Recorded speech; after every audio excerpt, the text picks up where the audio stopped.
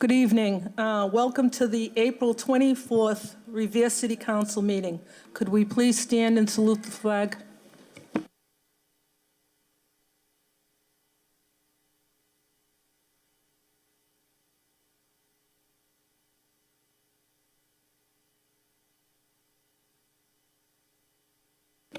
Thank you. Prior to roll call, we're just going to read the City Council's rules of order relative to the open meeting law. Video recording rules. 1, if anyone wishes to record today's meeting, please approach the podium and provide your name and address for the record. 2, indicate the type of recording device you will be using. This notification shall serve as a clear warning. No other warnings will be issued. If the video recording rules are not complied with, you will be asked to leave the council chambers. Public participation rules. This includes at public hearings. To address the City Council President, you will need to provide your name and address for the record. Public speaking shall be limited to 2 minutes. 2, conduct of the audience. All persons shall remain silent. 3, this notification shall serve as a clear warning. No other warnings will be issued. If public participation rules are not followed, you will be asked to leave the council chamber.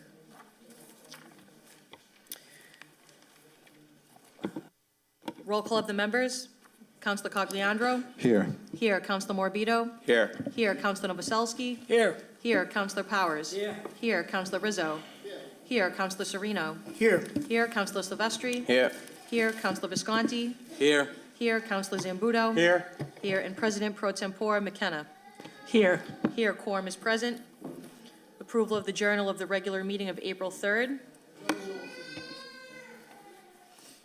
Calendar item number 3.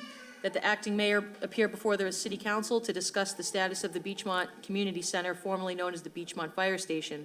The city had been in a partnership with the MAPC to renovate the former Beachmont Fire Station into a public performing arts space, but the status of the project is unclear.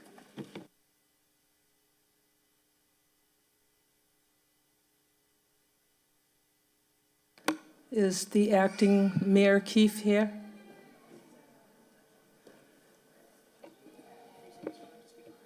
No, he said he was going to come, yes. Well, I would like to speak. Permission from the chair to speak? So I would like to bring this back. I talked to acting Mayor Keefe, and he promised that he would bring this back as soon as possible. We have a $46,000 grant. We need to use that grant by June 31st. So we really need to bring it back as soon as possible, probably today. So acting Mayor? Madam President Pro Tempore, thank you. As we spoke just a little earlier, I apologize, I just ran up the stairs. I have already initiated the conversation with mapping, and we've already started the process. I'm 100% in favor of supporting you in this project.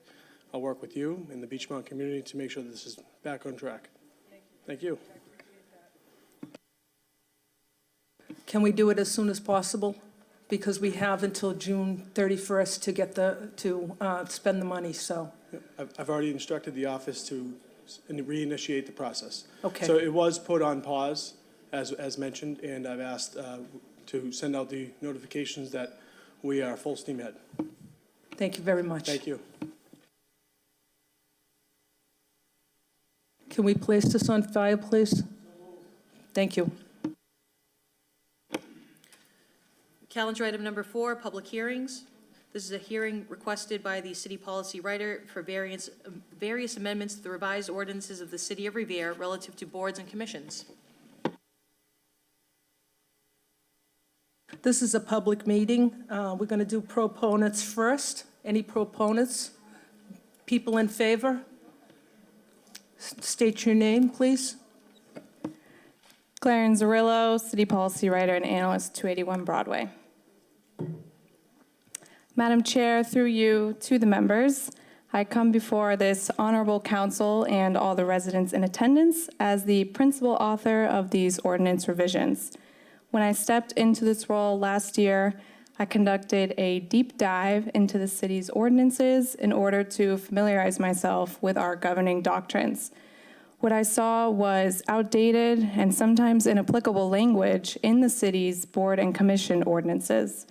I spoke multiple times with Madam Clerk, as her office keeps track of oaths and appointments, and I saw firsthand the inefficiencies that resulted from certain wordings.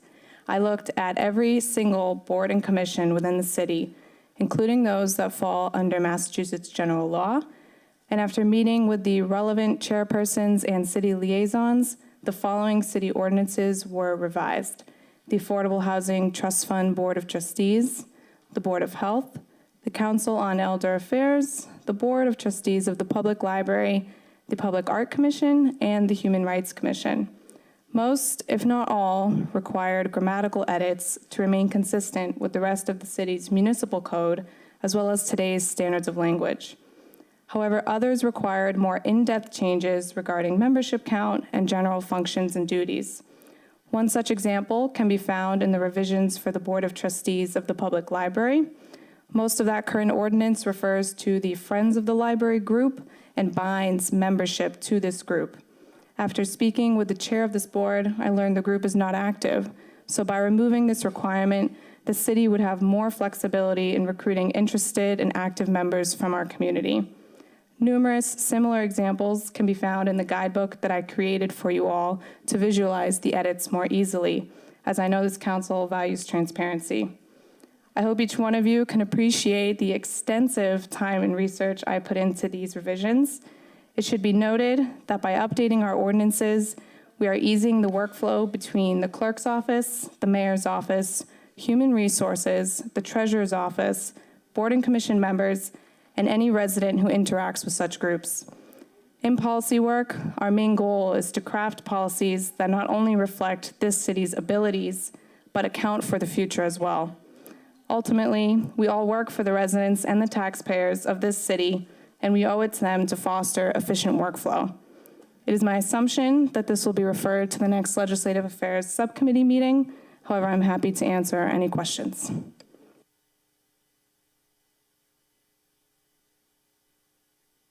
Any more proponents? You come to the podium. No more proponents? We'll close this side. Any opponents? People against? No one? We'll close that side. Councilors, any questions? Madam President, Councilor Powers. I just received this over the weekend with my packet, and while I understand it's going to Legislative Affairs Committee, I want that time to go over it and make it very clear as to what I'm voting for. Thank you. Madam President, down here. Councilor Zambudo. Thank you. I just want to congratulate the policy writer and thank her for the hard work that she's put into this. And I'm looking forward to hearing all the fine details in the Legislative Affairs Committee. Thank you. Thank you, Councilor. Are there any other councilors that wish to speak? Okay, this is going to Legislative Affairs.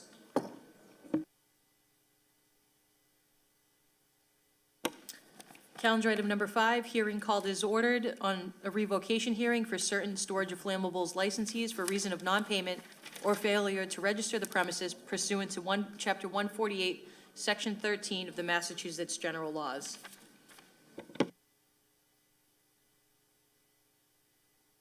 Proponents? Anybody in favor? Okay. I would like to be recorded, my name is Ashley Melnick, City Clerk for the City of Revere. I'd like to be recorded as a proponent.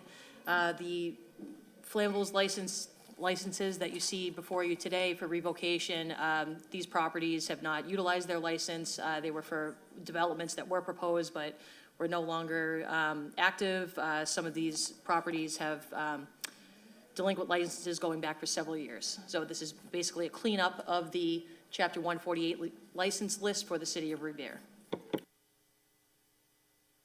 Any other proponents? State your name, please, for the record.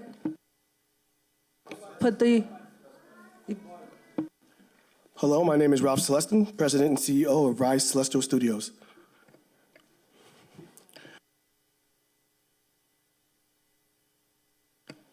Okay, so I'm clear? Okay, first time here. Beautiful building. I'm happy that it's us, the taxpayers, that pay for this building and the wonderful people in front of me. I have a very humble petition in front of me here. It's titled Grant Public Access to Revere Town Hall Meeting Spaces, Event Rentals, and Special Requests. Excuse me, this is not about the public hearing that you're a proponent? I have a proposal, yes. You have a proposal? Yes. No. You have to go with the motion. I'm sorry. Okay, so what do you suggest I do? It's out of order. Okay. So if you want, you can submit your document to the clerk, Right now? if you want to. Oh, Yep. thank you. For the public, she is receiving this. Any proponents on the motion? No proponents? We'll close that side. Opponents? Against? No opponents? We'll close that side. City councilors? Councilor Zambudo? I certainly favor this proposal, and again, I thank the city clerk for her hard work. Thank you. Thank you, Councilor. Anybody else? Road call? Shall the city council revoke the Chapter 148 licenses as reported by the city clerk? Councilor Cogliandro? Yes. Yes. Councilor Morabito? Yes. Councilor Novoselsky? Yes. Yes. Councilor Powers? Yes. Councilor Rizzo?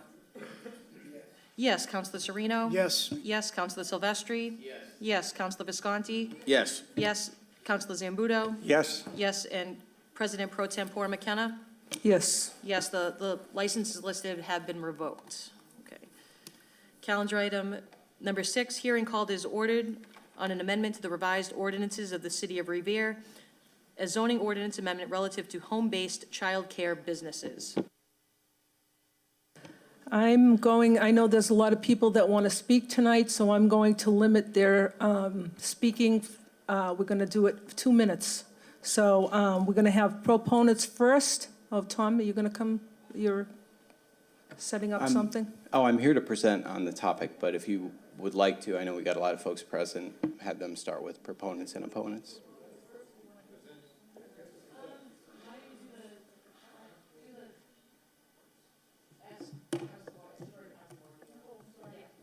Councilor Morabito? Thank you, Madam President. So good evening, fellow councilors and members in the council chambers today. I just want to speak briefly about this amendment to the zoning for home-based childcare. The purpose of this amendment is to remove zoning barriers and increase accessibility to childcare, which will help increase economic stability for home-based childcare providers and prepare and help with more affordable options. As we all know, childcare is an essential workforce development strategy that is important in cities like ours. Whereas medium income for a family of 4 makes it nearly impossible to afford rent or necessities, or even childcare cost for two children. What this proposed change will do to our zoning ordinance, we hope it will create a more equitable and accessible environment for parents and providers alike. And there's a lot of advantages of relaxing the ordinance on this. It helps the residents of Revere with their children, and it helps the providers who are trying to sustain as a business. I'm going to pass it along to Tom, if it's okay through you, Madam President. Could you state your name and address for the record, please? Yes. Good evening, Councilors. Tom Skorowski, Chief of Planning and Community Development for the City of Revere, 281 Broadway. And I do have a presentation here queued up. I'm not sure if it's going to go on the screen as well. It's on my, of course, the technology never works when you need it to, right? Let me try it again. Oh, right as I leave it. Excellent. Okay, great. Good evening, members of the public. Good evening, city councilors. I'm excited to talk with you today about amending Revere's zoning ordinance to provide for more streamlined and accessible childcare access to families and providers throughout the city. This project is a culmination of a collaborative effort between MAPC, the City of Revere, and an advisory committee led by Women Encouraging Empowerment, MGH, and 2 local child care providers. This work consisted of a pretty rigorous document review, looking at state and local child care regulations and research of best practices from local jurisdictions throughout the Commonwealth. It included a virtual forum, an open house, multiple focus groups, and all of this ultimately culminated in the draft zoning amendments you have before you tonight. This work built on and synced with our 2021 Workforce Development Plan, and specifically the elements of the plan that sought to prioritize and address upstream barriers to workforce development. This plan specifically called out revising our zoning bylaw to be more in line with state regulations related to child to adult ratio, parking requirements, and square footage. And I'm sure a lot of folks are thinking, well, why exactly is child care access a workforce development issue? I think certainly Councilor Morabito spelled it out pretty well, but to detail it further, I think it's really important to look at the numbers. And the cost of child care in the state of Massachusetts, and I say this as a father of 3 young children, is astronomical.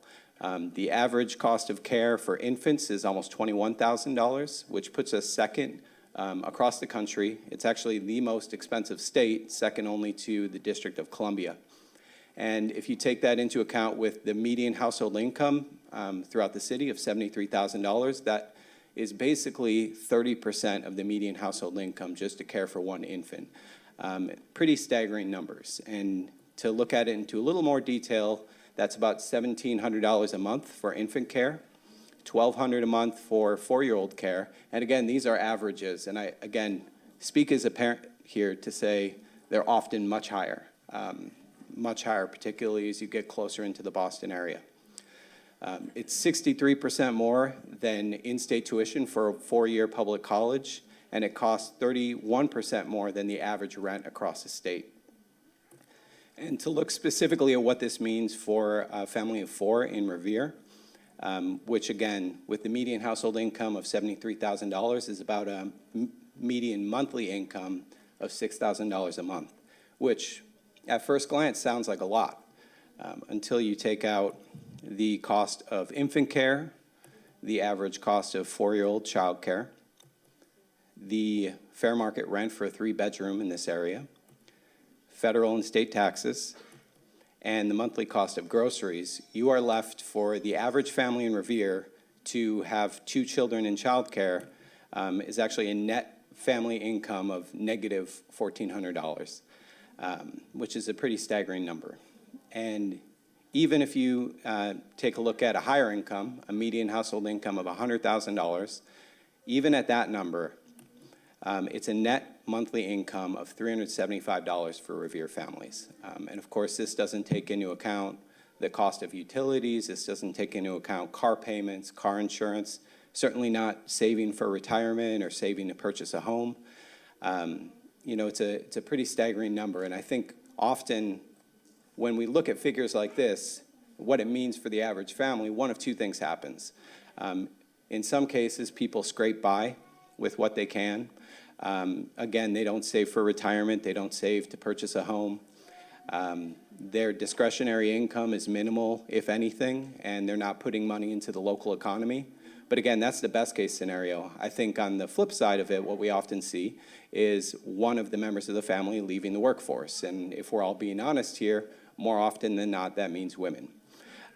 And you know, it's certainly, looking at these numbers, it should be clear why this is a workforce development issue. And we here in Revere, and really throughout this region, are in what's known as a childcare desert.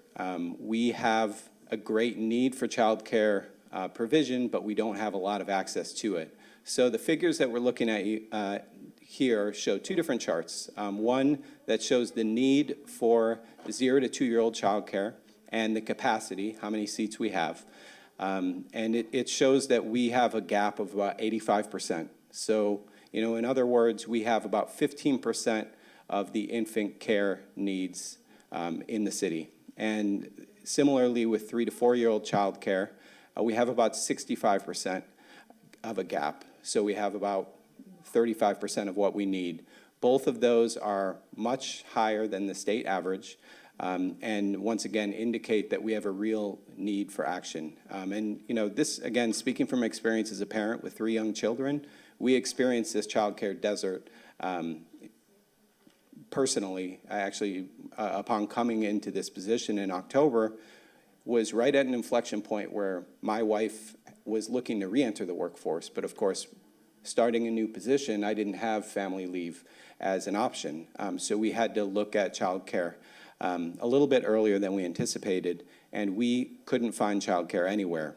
In a home-based childcare, we couldn't find a center, and what ended up happening was my wife stayed out of the workforce a little bit longer than she anticipated.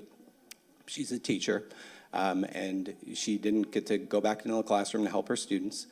And ultimately, we had to wait until a spot opened up in a family child care provider, which is the second time we've utilized family child care providers, and I can't tell you what a godsend it was and what a benefit it was to our family.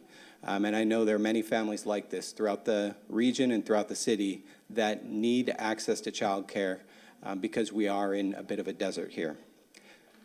So that's, again, why we decided to take a look at the regulations to look at what we can do locally to provide more access and to create a more streamlined system for access. So the state regulations for childcare are, in short, quite rigorous and involved. It involves over 60 pages of regulations, 606 CMR 7, that regulates the state licensing and certification for family childcare and center-based childcare. It creates capacity standards and a minimum square footage ratio for indoor and outdoor access areas. And the Commonwealth for Family Child Care homes allows for up to 10 children within each home. And here specifically are those square footage ratios. So you can have one provider with one employee, a family child care assistant maximum, 75 square feet of outdoor space per child, 150 square feet for 1 to 2 children, 225 square feet for 3 to 6, and subsequently every child after that, up to 10, you are required to have an additional 35 square foot of space, in addition to 2 hazard-free exits and a host of requirements for the child care providers themselves. And these are just a few of them. So family child care providers must be at least 18 years of age, attend EEC educator orientation training sessions, pass a physical exam, provide proof of at least 1 year of full-time experience working with children, passing a pre-licensing home inspection, a background check, CPR certification, first aid certification, 10 hours of professional development annually. They must register annually with the Department of Early Education and Care in accordance with EEC policies and procedures, and licenses are reissued every 3 years, and all family child care assistants must also be approved and meet these same requirements. I know that was a lot to read through, but I think it's important to really hammer home the point that if you want to be licensed at the state level for this, it is not a simple task. It's laborious, and this is ultimately a set of professional certifications that are needed to do this work. And these are professionals.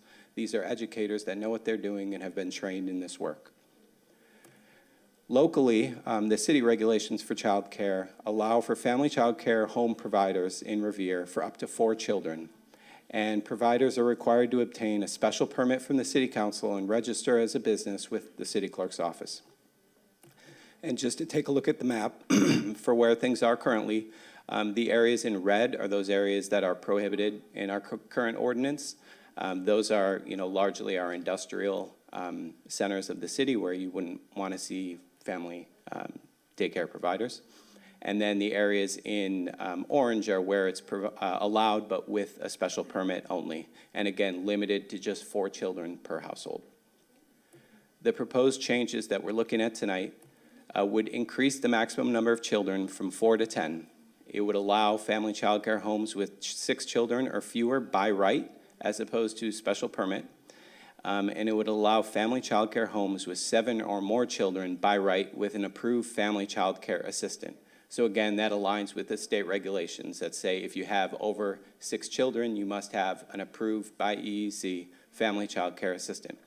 And just from our estimations, looking at the existing family child care facilities we have in the city, if they were allowed to meet the capacity that's licensed to them by the state, we would open up 294 seats for family home care providers in the city. And that's without adding new providers into the fold, just with what we have today.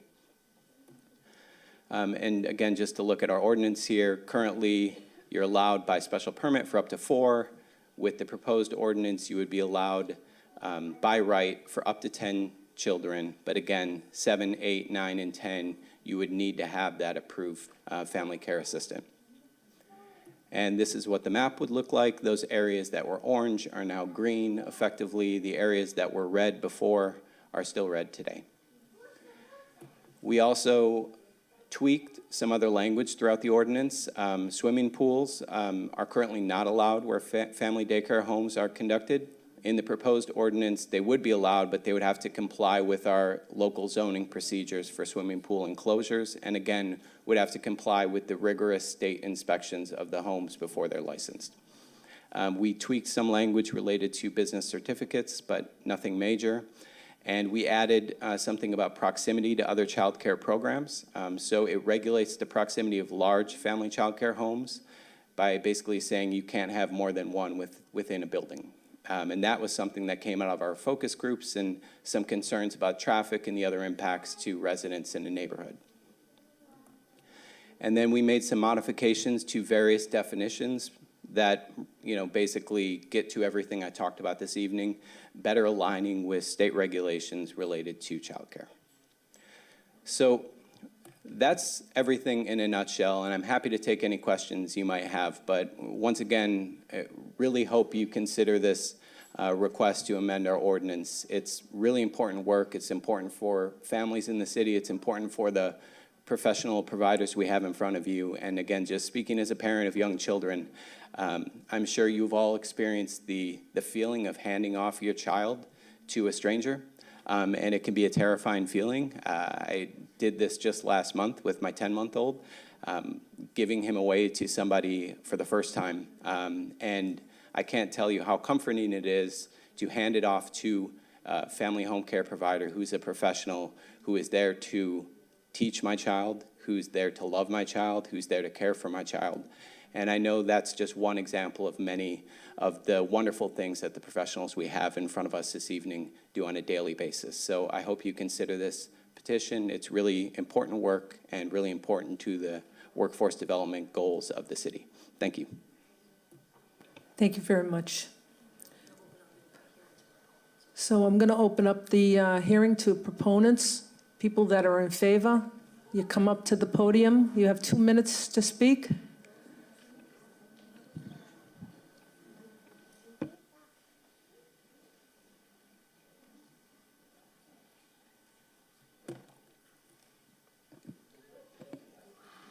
Good. Hello. Thank you for the opportunity. Name and address, please, for the record. Yep. Myra Rosado, 8 Hayes Ave in Revere. Okay. So hello, everyone. My name is Myra Rosado, and I'm here today to utilize my voice in support of the Family Home-Based Childcare Zoning Ordinance. As a proud Revere resident, a leader within the field of early childhood education for over 12 years, with an expertise in family childcare as Senior Director for Nursery Early Education. And most importantly, as a mother whose 2 young children benefited from the incredible care and education provided to them from birth until their entrance into the public school system by family childcare small businesses within the city of Revere. I say small businesses because that is exactly what they are. Family child care state license programs are a vibrant component of the early ed field, benefiting families seeking a smaller and more intimate setting for the care of their children. They are predominantly owned and operated by women entrepreneurs, particularly in Nursery's case, women of color, of Hispanic and Arab heritage. Children are introduced to curricula which cover the 5 developmental areas with a strong focus on school readiness while offering linguistic and cultural diversity. FCCs are unique and at times vulnerable with limited income streams. However, they're also resilient and expandable when well supported. How well policymakers like yourselves understand the structure of FCC can affect the program's ability to access financial support and build their economic development. With this in mind, today we urge the Council to award flexibility in regards to FCC programs' license capacities by means of considering the approval of the Commonwealth Department of Early Care and Education sufficient. Generally, the department awards licenses in capacities of 4, 6, 8, and 10, dependent upon the program space and educator experience, which is in contrast to what the City of Revere is currently allowing. We understand and agree that the ultimate goal of everyone in this room is to keep our children's health and safety at the forefront. However, we are confident that the department's current policies and procedures go above and beyond to cover this. In addition, 65 out of the 76 FCC programs currently operating out of the City of Revere are under a system much like Nursery's. That is about 85%. Nursery is an early education system which offers an added layer of support and compliance monitoring to FCC programs across Metro Boston and the North Shore area with a current total of 142 programs. We believe that early education is foundational for the children, but in many ways it is also a foundational pillar to the growth of our economy, both in terms of providing quality care to our families in order to back their reintegration into the workforce, as well as supporting small businesses such as family child cares, which form a critical part of the family child care supply. Family Thank child you. care. Okay, A little sorry. more? Just a tiny bit. This concludes my time, and thank you again for the opportunity to voice some of the needs of the FCC sector and look forward to what we can accomplish together for the betterment of our children, families, and educators citywide. Thank you very much. Yep, Myra Rosado. Did I spell that right? Rosado. Yep, R-A-S-O-D. What was your address? 8 Hayes Ave, H-A-Y-E-S, Revere. Yep. Thank you. Thank you. Proponents, come right up to the podium, state your name and address for the record, please. Good evening. Madam President Joanne McKim, member of the City Council. My name is Fanny Arake. I have been resident in Revere for 17 years. We're now living in 3 Floyd Street, Revere. I have my child care for 13 years in Revere. I am happy to help my community and the families of Revere with the care of the children. I am blessed and the family of Revere with the care of the children. That's with the curriculum.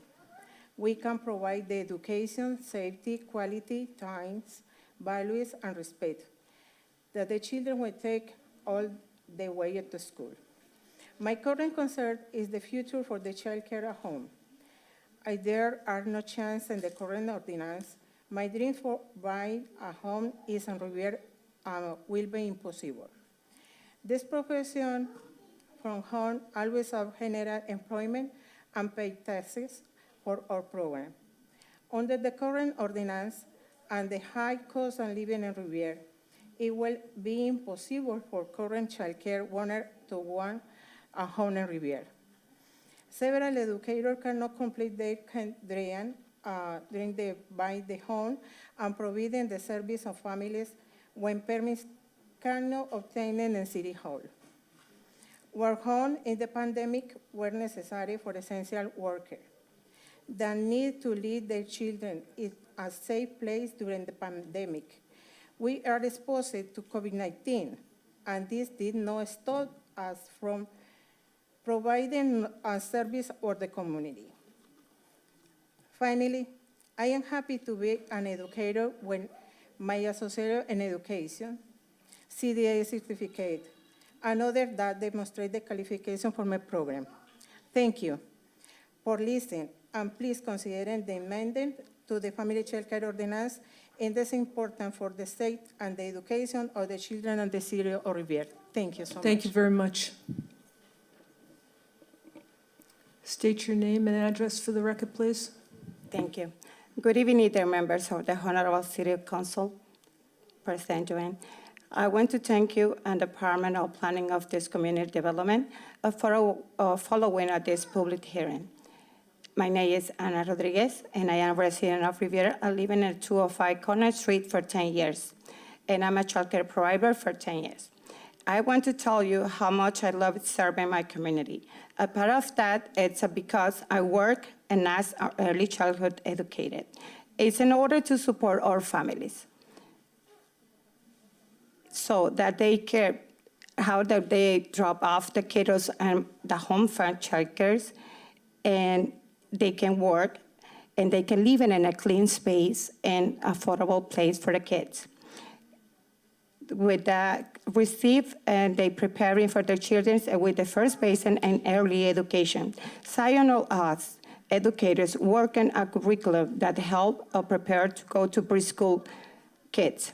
Then, what would like to happen over families with the servants or hours, it's flexible for they can work. And many of us are having a waiting list kids. They work on, because of how they work, how we work, or service all families. All healthy and diet for the kids. We serve healthy food for all kids. We have food programs. Some providers had to move in other cities due to the challenge they were having in the city regarding their child care license. Honorable City Council, I would like to use support to continue working for community and thus able to provide more support or working families. Thank you.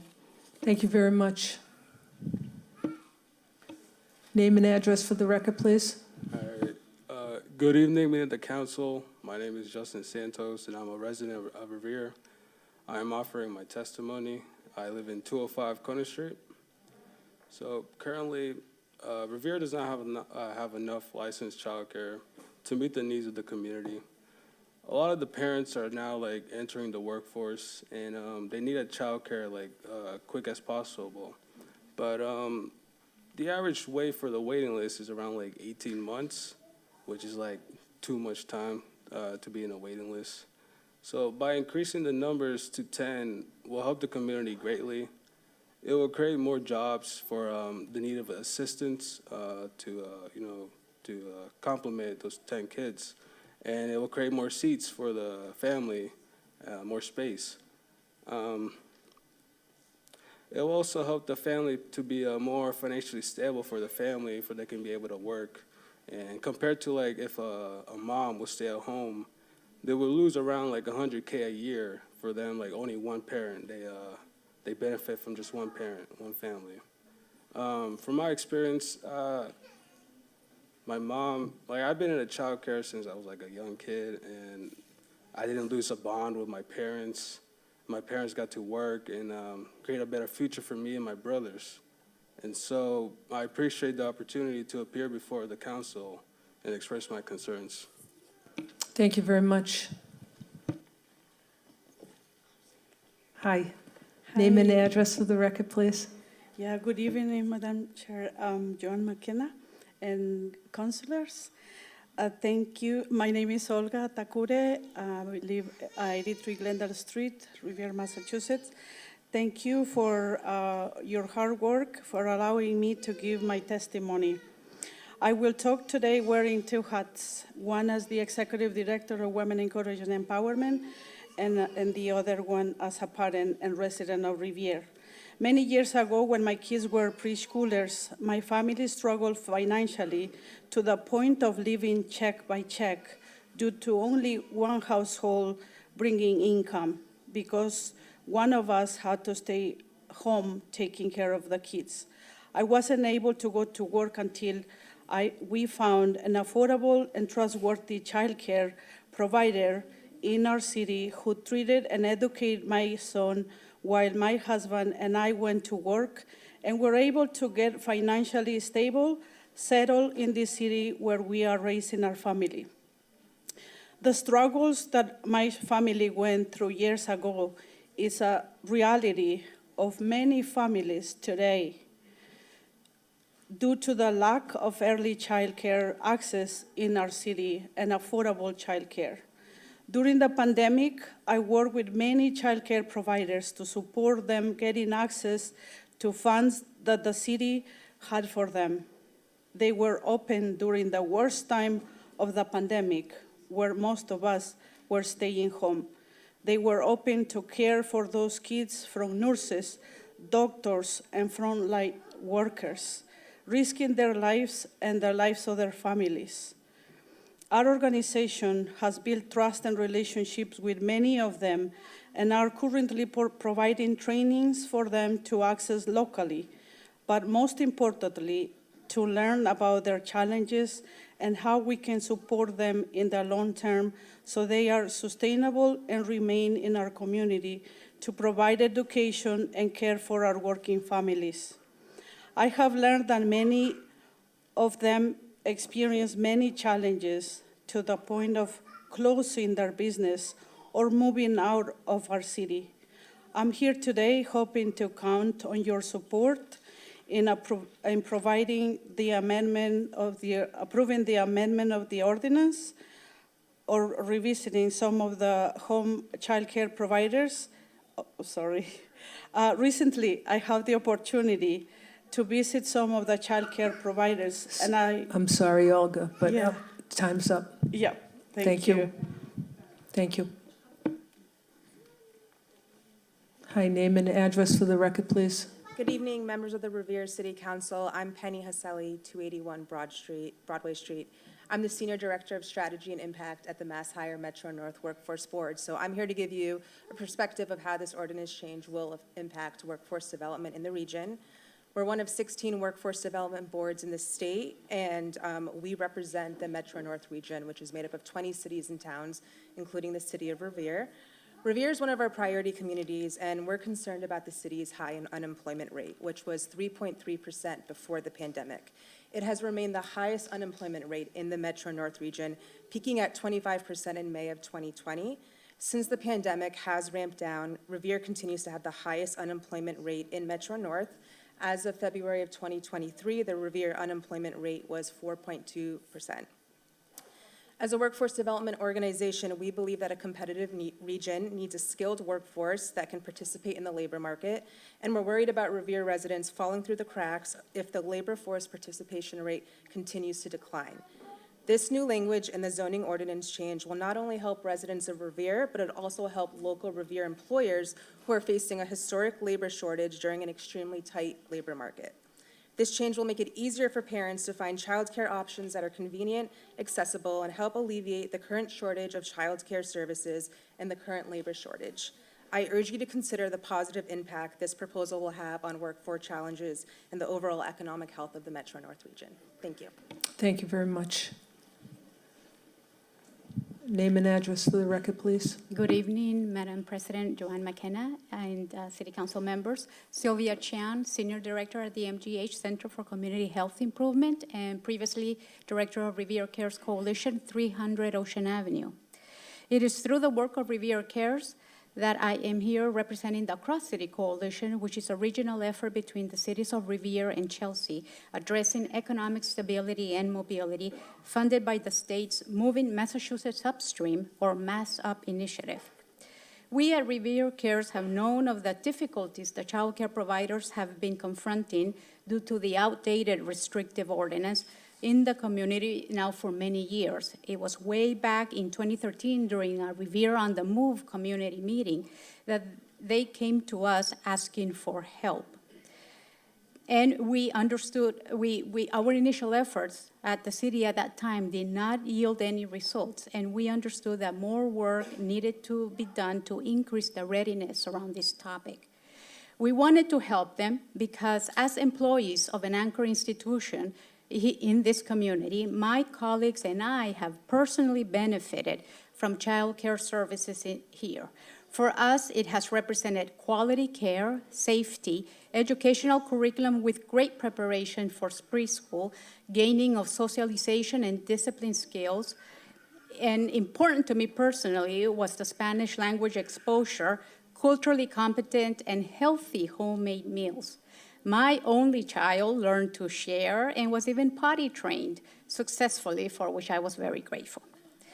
The COVID pandemic came to heighten the urgency of this matter, as it did with many other public health topics, and it was clear that child care services needed to operate within an established structural system that supports, organizes, and advocates for them instead of creating barriers. During the pandemic, given the city had no relationship with them, we hurried up and helped reaching them to provide education, guidelines, and resources. Further learning through our work with the Cross-City Coalition and understanding workforce development, childcare was again highlighted as very important for the ability of parents to participate in the workforce, especially women, or if they want to invest in their education and or simply participating and engage in the community, contributing to its prosperity. We urge you to take serious consideration of updating this ordinance for the health and the well-being of Revere. Thank you. Thank you very much. Hi, Hi, good evening. your name My and name's address. Thank Antonio you. Riera, 130 Marshall Street, Revere. So I'm actually up here today just to offer Anna some gratitude on how tremendously she's been helping my daughter Ariana out. August 25th, 2020, we had a loss in the family. We lost Ariana's mom to COVID-19. At that point, I became totally lost and not knowing what to do. I was lucky enough to meet Anna, and Anna actually guided me through all the ropes and everything I needed to do to get my daughter into her program. It did take a while, but she made my life so easy getting her into the program with her assistant, and with all the help that she had, my daughter became who she's becoming today. Anna's helping me out tremendously, and I just would like to express that gratitude to her and make sure the council here knows how great she is for providing. Thank you very much for Thank you. that. Hi, name and address Good for the evening. record. Sure. Claudia Correa, Chief of Talent and Culture, Madam President, members of the council. I'm here to speak on behalf of our city employees who also have the opportunity to come to work and provide city services to the residents of Revere, especially for those who have the opportunity to put their children to daycare. When they know that their children are in good hands, they come to work and their minds are at peace. We actually had some instances where some of our employees have to left the building or run out for emergency, and a lot of those instances have been due to the shortage of child daycare in the city. So we ask that you consider this zoning change on behalf of the city employees. Thank you. Thank you very much. Hi, Danielle Osterman, 281 Broadway. Madam Chair, through you to the members. I'm here before you today both as a resident and as the Community Development Program Manager for the city, where I manage adult workforce development initiatives. As highlighted in the city's comprehensive workforce development plan completed in 2021, childcare is a multi-generational workforce development issue. A lack of childcare translates to parents and guardians absent from the workforce and children missing out on critical or early education. Home-based childcare providers offer an essential service to working families, particularly those who face limited access to affordable, reliable, and culturally competent childcare options. By approving this change, we can increase the availability of high-quality childcare services and provide households with more options that suit their needs. In turn, children enrolled in these programs receive a well-balanced curriculum of specific planned learning experiences. I invite you to look through 606 CMR section 7.06, which refers to the in-depth specifications that providers are required to adhere to. This includes, but is not limited to, in-class curriculum for English language, mathematics, science, technology, history, as well as support plans for those under their care. When proposing legislative and zoning changes, the end goal is consistency. We want to support the educators who are providing the foundation for long-term educational success for Revere's children. And after me, we will be switching to people providing testimony in Spanish, so if you can give us just 1 second to make that change. Name and address for the record, please. Muy buenas tardes. Un saludo muy cordial a todos ustedes. De manera especial a Madame President Joan McKenna. Mi nombre es Mónica Ochoa. Vivo en la 131 de la Charrier Street. Esto es un testimonio acerca de mi trabajo. Me presento ante ustedes con el espíritu de gratitud hacia los padres de familia que depositaron en su confianza en mí para ser parte importante de la crianza y la educación de sus hijos en la primera infancia. Cuando yo miro hacia atrás y miro mi camino recorrido de 27 años de experiencia en la educación en la primera infancia, sé que mi trabajo es una profesión. No solo se trata de criar niños, esto va más allá.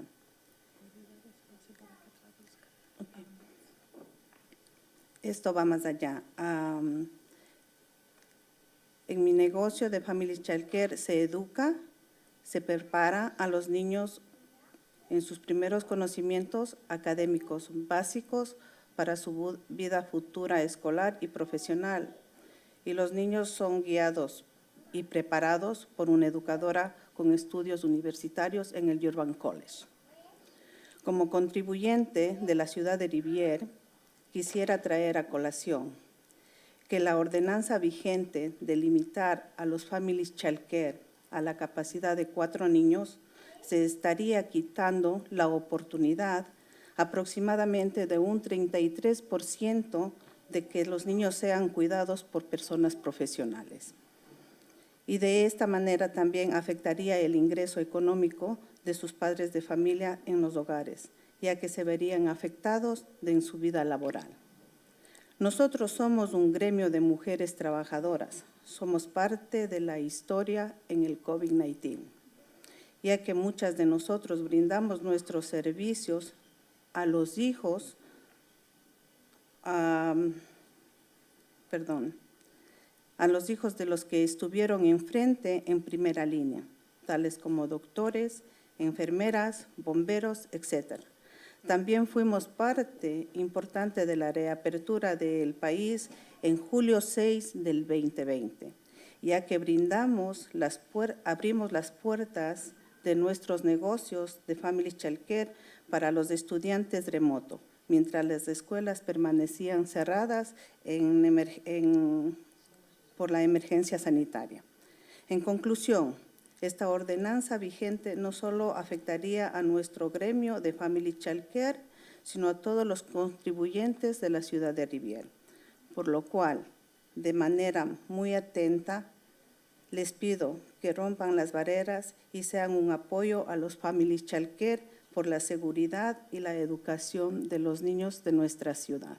Muchas gracias. Thank you very much.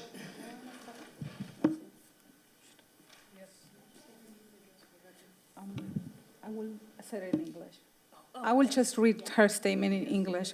Madam President Joe McKenna, good afternoon to everyone. My name is Monica Ochoa. I live in 131 Charter Street.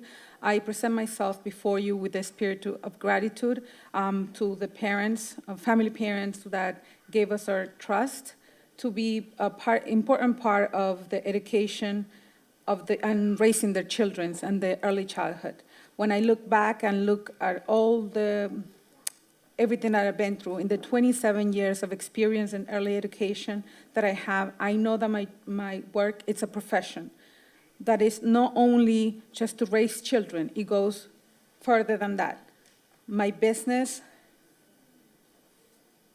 in my business and my profession, FCC, it educates and prepares children in their first knowledge, academic knowledge, and basic for their future school life and professional life. And the children are guided and prepared for an educator with university studies and urban college. As a taxpayer of the city of Revere, I want to bring to your attention that this ordinance of limiting the FCC to the capacity of 4 children, it's taking the opportunity, approximately 33 of the children to be educated professionally, and it's affecting significantly the families, and the amount of money they can get for their homes, and because they are affected in their work life. We are working women. We are part of history of COVID-19. Many of us, we offer our services to the children of the people who were on the front line, just like doctors, nurses, and firefighters. We also were an important part of the reopening of the country on July 6, 2020, because we opened our doors and our business doors to FCC, to the remote students, as the school were still closed for this health emergency. In conclusion, this ordinance will not only affect our job of SCC, but everyone who is a taxpayer in the city of Revere. As I ask you, please break the barriers and support the FCC for the security and the safety and education of the children of our city. Thank you. Thank you very much. State your name and address. Buenas tardes. A usted, señora presidenta Joan McKen, concejales municipales, muchas gracias por permitirme dirigirme a ustedes. Mi nombre es Virginia Martínez Álvarez, vivo en la 25 Harris Street, cuento con 10 años de experiencia en el área de educación. Amo y disfruto lo que hago en esta bonita profesión de los Family Child Care. Actualmente estoy estudiando en el Urban College, mi asociado, para sacar mi asociado. Pues aquí, okay. Mi Family Child Care se llama Little Adventures, un espacio donde fomentamos el amor por el aprendizaje, tratando a los niños como aprendices responsables, competentes y capaces en un entorno que promueve la independencia, la creatividad y la curiosidad. Mi programa tiene un currículo variado que permite fomentar a los niños con valores morales, éticos y culturales, que les ayudan a consolidar todo su potencial personal, involucrando y trabajando en este proceso con las familias para conseguir una armonía en la formación como persona. Trabajamos de manera articulada con profesionales que se suman a nuestra estrategia, entre ellos la Escuela de Música Apollo School Music Art, donde contamos con un profesor que nos visita 2 veces al mes, brindamos comida saludable, un ambiente sano y seguro. Frecuentemente nos llaman para solicitar un espacio en nuestro programa. Contamos con una lista de espera de más de 10 niños. Pero al pensar en ampliar nuestro espacio para más niños, pienso en la actual ordenanza que nos dificulta lograr nuestro objetivo. Por esta razón estoy acá, para solicitar su apoyo, no solo para que los Family Child Care puedan seguir en funcionamiento, sino para seguir ayudando a que más padres de familia puedan salir a trabajar con tranquilidad, logrando un equilibrio económico y seguir creciendo en su vida laboral y profesional. Es suficiente el proceso extenso para sacar la licencia y con EASY ya tenemos suficientes regulaciones estrictas que cumplir, visitas de supervisión constante como para lidiar con más regulaciones locales en nuestra ciudad. Lo que más necesitamos es que ustedes, nuestros oficiales elegidos en nuestra ciudad, sean nuestros aliados, apoyarnos para facilitarnos el camino, fortaleciendo nuestros procesos y evitar las barreras y obstáculos en nuestro campo de trabajo. Creo que ustedes están de acuerdo conmigo que la edad educativa en los niños de cuidado infantil debe ser una inversión, y esta es una oportunidad de demostrar su apoyo y en el futuro de nuestros niños y las familias trabajadoras de nuestra comunidad. Gracias por su apoyo. Thank you. Good afternoon, President Joan McKenna, Council. Thank you for allowing me so I can talk to you. My name is Virginia Martinez Alvarez, and I live on 25 Harris Street. I have more than 10 years of experience in the area of education. I love and I enjoy what I do in this beautiful professional field of family childcare. Right now, I am studying in Urban College so I can get my associates. My family childcare, it's called Little Adventures. It's a space where we try to get them love for learning. We treat our children like responsible learners, and we offer an environment that promotes independence, creativity, and curiosity. My program has a curriculum that allows to form our children with different values, moral values, ethical values, and cultural. So we help them to get them all together so they can reach the potential, personal potential, so they can work in this process with the families, so we can allow and achieve harmony in the formation of people. We work in an articulated way with professionals that come to us and add their strategies. Among them, the School of Music, Apollo School of Music and Art. We have one teacher that comes twice a month. We give healthy food and a safe and healthy environment. Often they call us so they can get on space in our program. We have waiting lists for more than 10 years, but thinking about opening our space and make it bigger for more children, I think about the ordinance that we have in place, and it's very difficult achieve our objectives. This is the reason that I'm here. I'm asking for your help and your support, not only for family childcare could continue to work, but also so we can help more families so they can go out and work with the easiness, knowing that they can achieve economic equilibrium and they can continue to flourish in their professional life. The process, the extensive process that is right now for us to get the license with ACC, it's very strict, and we have a lot of regulations. We have a lot of visits of supervision constantly. And so we shouldn't be adding more regulation, local regulations in our city. What we need is that you, our elected officials, be our allies, and they can support us so they can make our way easier, so we can strengthen our process and avoid the barriers and obstacles in our field. I think that you guys will agree with me. The quality and education in children and infants, it has to be an investment. And this opportunity, and this is the opportunity that you have to show us your support and the future of our children and the working families of our community. Thank you for your work. Thank you very much. Good evening, everyone here in the council. My name is Stephanie Herrera. I'm Main Street Revere. I'm a parent currently in the program, and I just wanted to come up here and express my gratitude to all the workers here in the program, and especially Anna.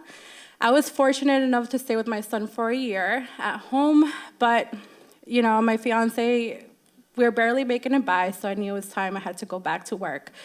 Can't express how hard that process is once my son, you're with him a year at home, and the detachment is so hard. Anna expressed to me from the beginning, this is going to be a process for your son and for you as well. And I want to just thank you for I would go on my way to work, and I'm just crying, bawling my eyes off, and she would constantly check up on me every day, and she'll be like, listen, you hear that? He's not crying, he's doing well. And thankfully we did it. It took some time, but now he's happy, and I'm happy.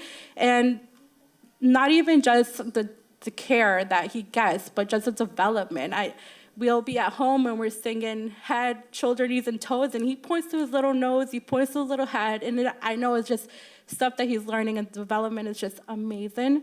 And I just want to express my gratitude for everyone here in the child care program. Thank you. Thank you. Name and address for the record, please. Alejandra Tejeda. I'm a Boston resident, so 1104 High Park Ave, Boston, Mass. Good evening, everyone. My name is Alejandra Tejeda, and I'm the Family Child Care Coordinator for SEIU Local 509. Local 509 represents the close to 3,000 family child care providers across the state that serve families with subsidies. I'm here today to advocate for the amending of Title 17 family daycare homes.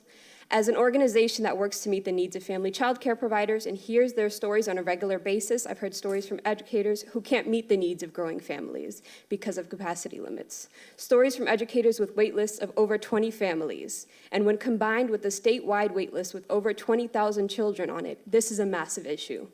This ordinance is restricting family child care providers from caring for children desperately in need of care, families that cannot go back to work or school because they cannot find child care, while also affecting the sustainability of family child care providers in Revere. As we know, childcare is an essential industry to our state and to the city of Revere, but childcare providers are struggling. With higher rates of operating costs, inflation, and higher costs of living, childcare providers cannot sustain their businesses with just 4 children. When childcare providers get licensed through the state, they are given a license for up to 6 children and up to 10 with an assistant. This should be the same in Revere. We must do everything in our power to make it more accessible and sustainable for family childcare providers to open their programs and to keep them open, not just as a benefit to providers, but also the children and community of Revere. Thank you. Thank you very much. Name and address. Mi nombre es Jacqueline Salazar, vivo en la 46 Proctor Avenue. Soy una madre joven que cuenta con muy pocos recursos y también no tengo familia ni amigos en quien yo pueda confiar a mi hija.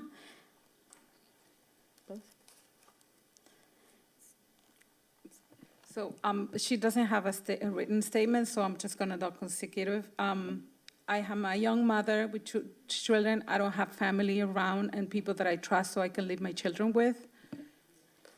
Si mi niña fuera una de las 2 niñas que tienen que quitar del daycare, me quedaría sin el único apoyo que yo tengo para el cuidado de mi hija.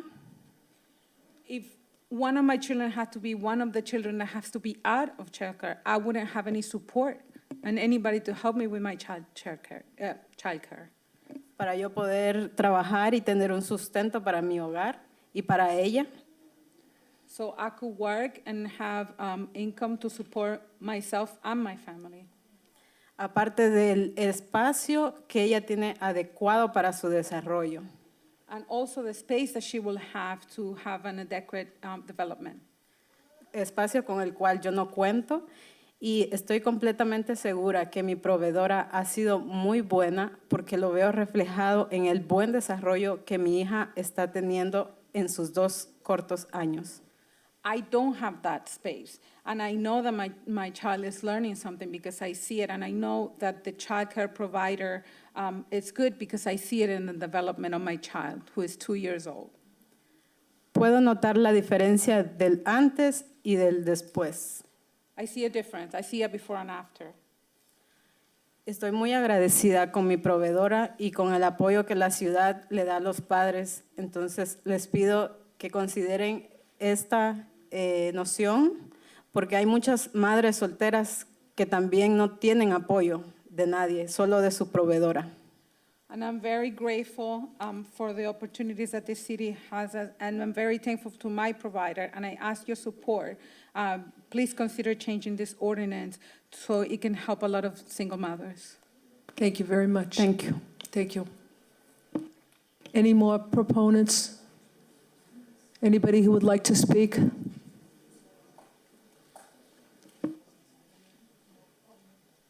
Hi, good afternoon. I live in 20 Elmwood Street. I am a daycare provider. And the fact that you guys are going to change and decrease the numbers from like 6 to 4, how is any family going to survive and support their family with only 4 children? So it's going to be really hard. They have to pay bills, they have to pay mortgage or rent, and they have to support their family with only 4 children. The matter of fact, if they are caring for children with voucher, the vouchers, they only pay $40 a day per child. So I don't think this is really fair for any daycare provider that trying to pursue it with this career. Point of information through you. Just for clarification, we're not looking to downsize, we're actually looking to lax the Yes, so I do understand ordinance. this. I just want to make sure. Yeah, because I was actually trying to increase my number because, like I've been in business for I would say 3 years. So it was time for me to get more kids, and I was told that the city of Revere isn't going to allow more kids for my program. Could I have your name, please? Nagat Nasra, 20 Elmwood Street. Thank you. Thank you. Any more proponents? Okay, we're going to close that side. Opponents? Anybody opponents against this? We're going to close that side. We're going to give it to the councilors. Councilor Cogliandro. Thank you, Madam President. I just want to say that I fully support this. Our city has grown so much. We have so many more children. We need to help these, especially the second to last woman. She's the people that I'm thinking about, the single parents that have children. I grew up the same way. I understand. My mother struggled to find us babysitters and things like that, so I understand. I do have one question. So you showed some really scary numbers up there, with the realistic numbers about what people actually pay. That's a lot of money. So my question is, are we going to try to do anything to try to combat the cost, or is there anything we can do to help people afford childcare? That's a great question. So I think as actually the last person had indicated that provided comment, there are some voucher programs to support lower income families that do need childcare. I think the other thing we can do here is increase supply. That's really the best tool that we have at our disposal locally. So again, even just sticking with the status quo of the number of providers we have, we could double our capacity, which might help at least at the margins with cost. But yeah, ultimately it is a tough challenge we have ahead of us. Thank you. Councilor Silvestri. Thank you, Madam President. So I'm fully in support of this. I think it's much needed. All the testimonies tonight have proved that. I just have a couple questions. One concern I have is with the pools. That's a big issue. And if we're trying to make it affordable, I'm assuming that with a pool, your insurance would go up. How you keep that affordable at that point, I'm not sure. I think we could work around it, but I'm just not comfortable with the pool piece. Also, if we do change this, how long do the daycares have to they can get into effect? Like, say if we change this tonight and it gets voted on, next week, can they all of a sudden raise their limits? Like, how are we going to keep track of that? Who's doing it by the right? And have we thought about maybe an early childhood development committee that could help facilitate this? So first, to address the swimming pool piece, the reason we had added that in as opposed to an outright prohibition is, number one, as part of the extensive 54 some odd pages of regulations at the state level, they regulate pretty heavily swimming pool enclosures and whether or not you have locked gates, making sure that kids can access the pools.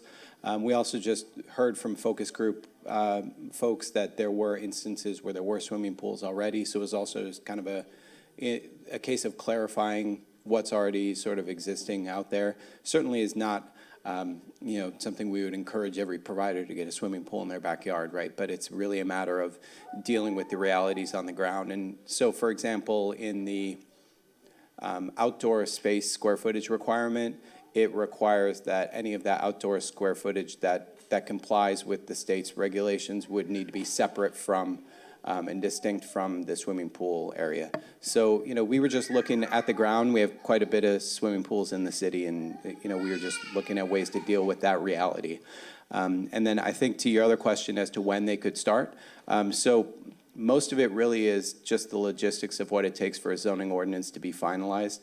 And, to go through a waiting period after you all take your final vote. But ultimately, once the zoning ordinance is amended, the number that we had mentioned about doubling the capacity, those are all, pre-existing approvals from the state level. So they could start the day after we are approved. But I think we're still some time out, like a month or two. I defer to the city clerk on the timing exactly, but it's really more about our local than them getting any state approval is additional. Thank you. So I just want to remind the council that this is going to be referred to zoning, so, but we'll get your comments. Councilor Sereno? Thank you, Madam President Pro Tempore. I want to thank all of you for coming out tonight, the residents of the city. This is what democracy in action is all about and why we are here as city leaders. You know, clearly you've articulated there is an issue and that we as city leaders need to step up and figure out some action to correct the issue of, increasing childcare. I have a couple of concerns. So I'm fine with increasing the numbers from 4 to 10. I'm okay with the numbers. But from a neighborhood quality of life perspective, I'm a little bit concerned with totally eliminating the special permit process. I think, obviously we should be allowing more to open and allowing more public input with regard to that. But, in Ward 6 alone, I've had issues where a daycare off Malden Street was, parking in front of neighbors' driveways during pickup and drop off. They were parking, parents picking up and dropping off were parking on the corner of Malden Street and this side street, making it dangerous for people who are coming and going off of that street. So as a ward councilor, these are the calls that I get in terms of, quality of life matters and stuff like that. So I think on a case-by-case basis, looking and having that special permit check kind of just keeps that in check that, if a one-family home in a densely populated street where there's barely any parking as it is, if residents, if abutters and taxpayers are concerned that that might impact their quality of life, they should at least have the option to be heard. It doesn't mean that, a future city council wouldn't approve such special permits given the need for childcare. But I do think as a ward councilor, keeping the neighborhoods in mind and the quality of life of people who live in these areas where these child care centers, these family care centers are, we need to keep that in mind. So I'm not opposed by any means, and I likely will be supporting, but I'm kind of stuck on that eliminating the special permit altogether. So thank you. Councilor Rizzo? Tom, did you want to respond to that? Sorry. Or? No, that's okay. Just briefly, if that's okay. Certainly there are brief drop-offs and, in the morning and in the afternoon to pick kids up. And again, I've had the privilege of having 2 family child care providers to help serve my children. And they were both large providers with 10 kids.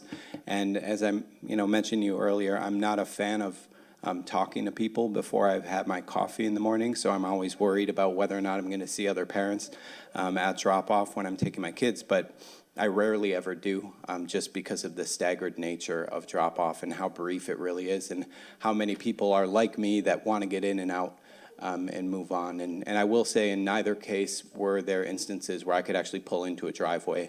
I was on a city street in a pretty dense area in both instances. So it does seem to have a way of working itself out, but I understand your concern. Thank you. Councilor Rizzo? Thank you, Madam President.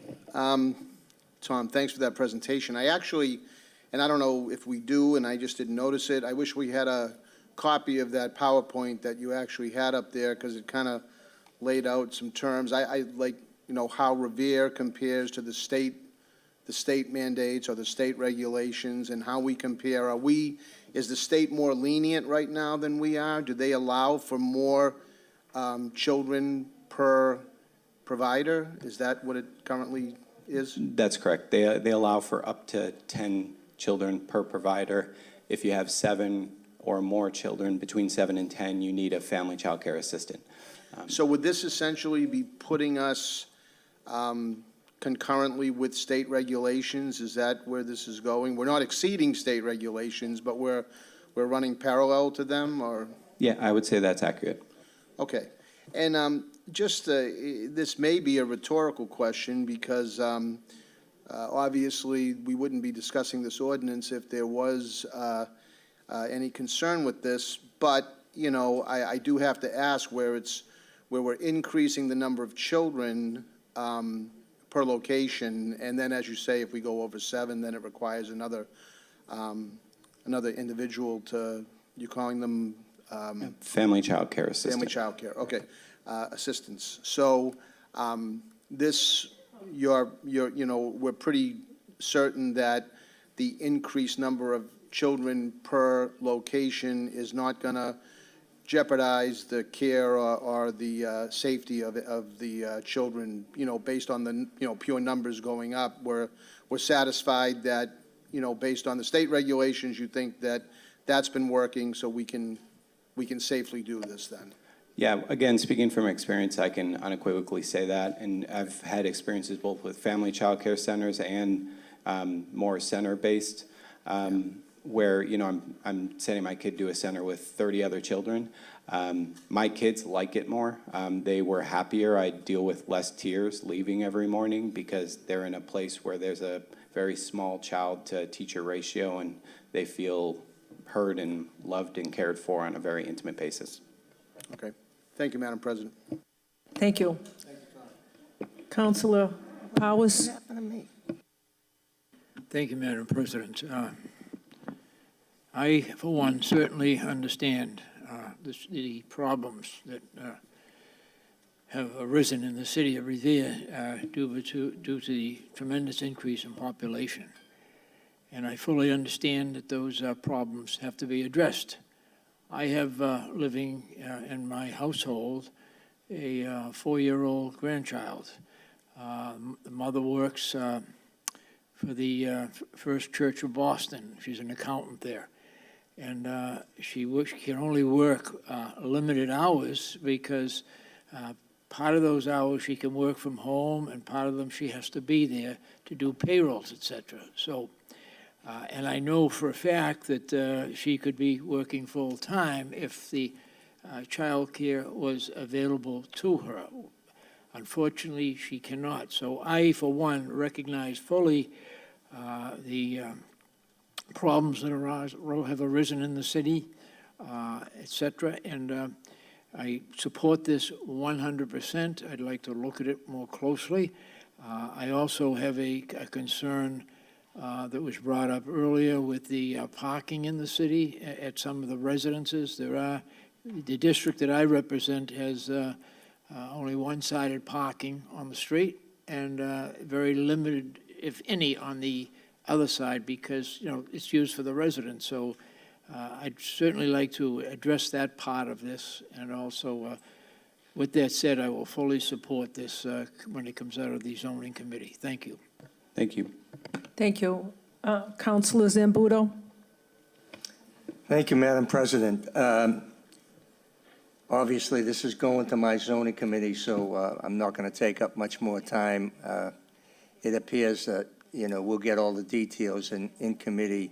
But I think my colleague to the right said that, in essence, what we're trying to do is bring this Revere's ordinance in line with the state. And I think everybody can support that with some restrictions. And my colleague to the right about the drop-offs, it's a real issue, and it has been in the past in certain locations. So there are some things we need to discuss, but I think everybody's on the same page with this. Thank you. Councilor Visconti? Thank you, Madam President. I think there obviously is a concern here as well.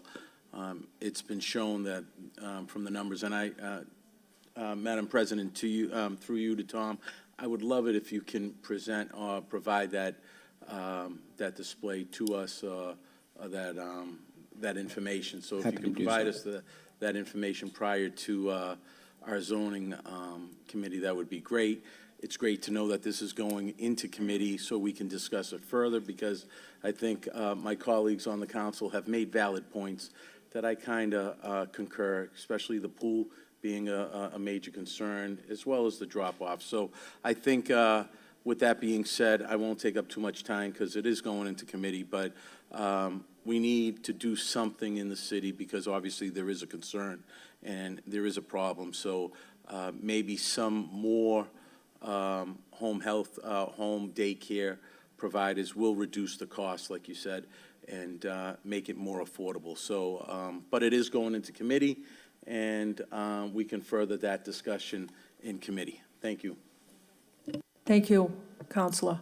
Counselor Cogliandro? Thank you, Madam President. Two questions, Tom. One just came in to me from one of my residents. They just want to know how the daycares are taxed. Are they, when they're in a home, are they commercially taxed? Are they residentially taxed? Is there a special? The home itself, in terms of like local taxation, you mean? I believe it's just a residential tax rate, and I know there's providers here that, correct me if I'm wrong.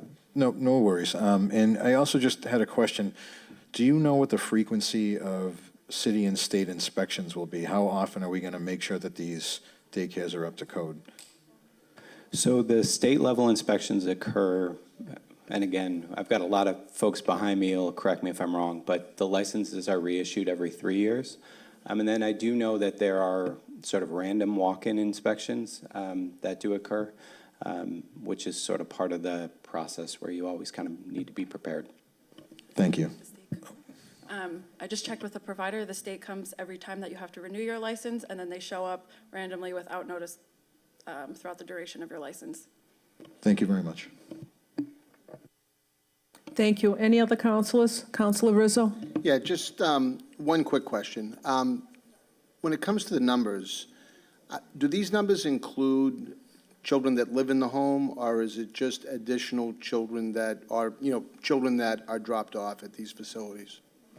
If children are being cared for in the setting, I believe they would count towards that capacity number. Okay. And, unless the kids are going to school or something like that and they're not there.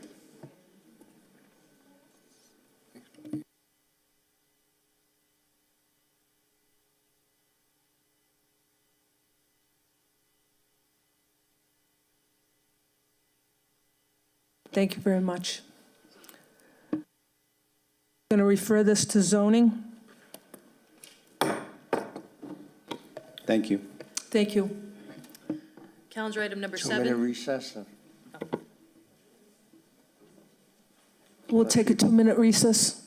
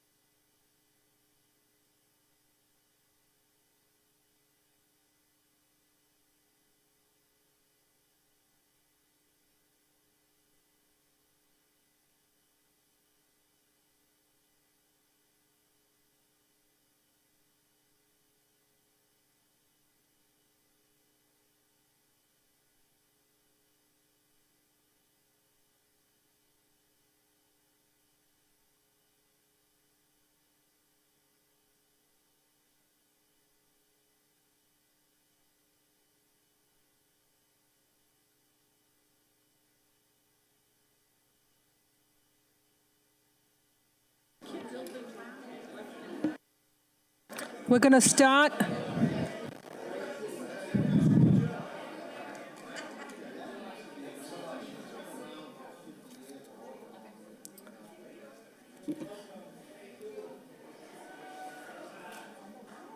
So tonight we had 2 subcommittee meetings. Oh, I'm sorry. I'm way ahead of myself. Okay.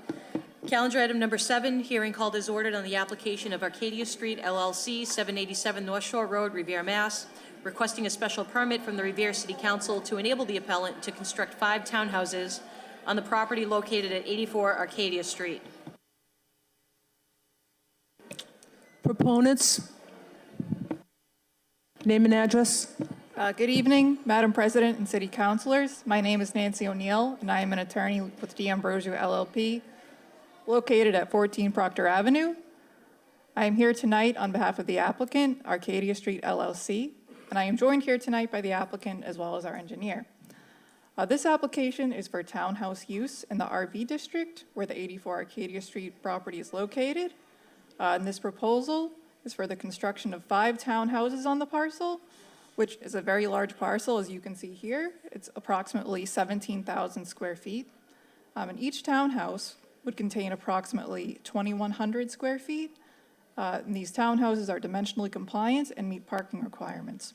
So these townhouses represent a significant improvement over the vacant, pre-existing, non-conforming 3-family dwelling that is currently on the property.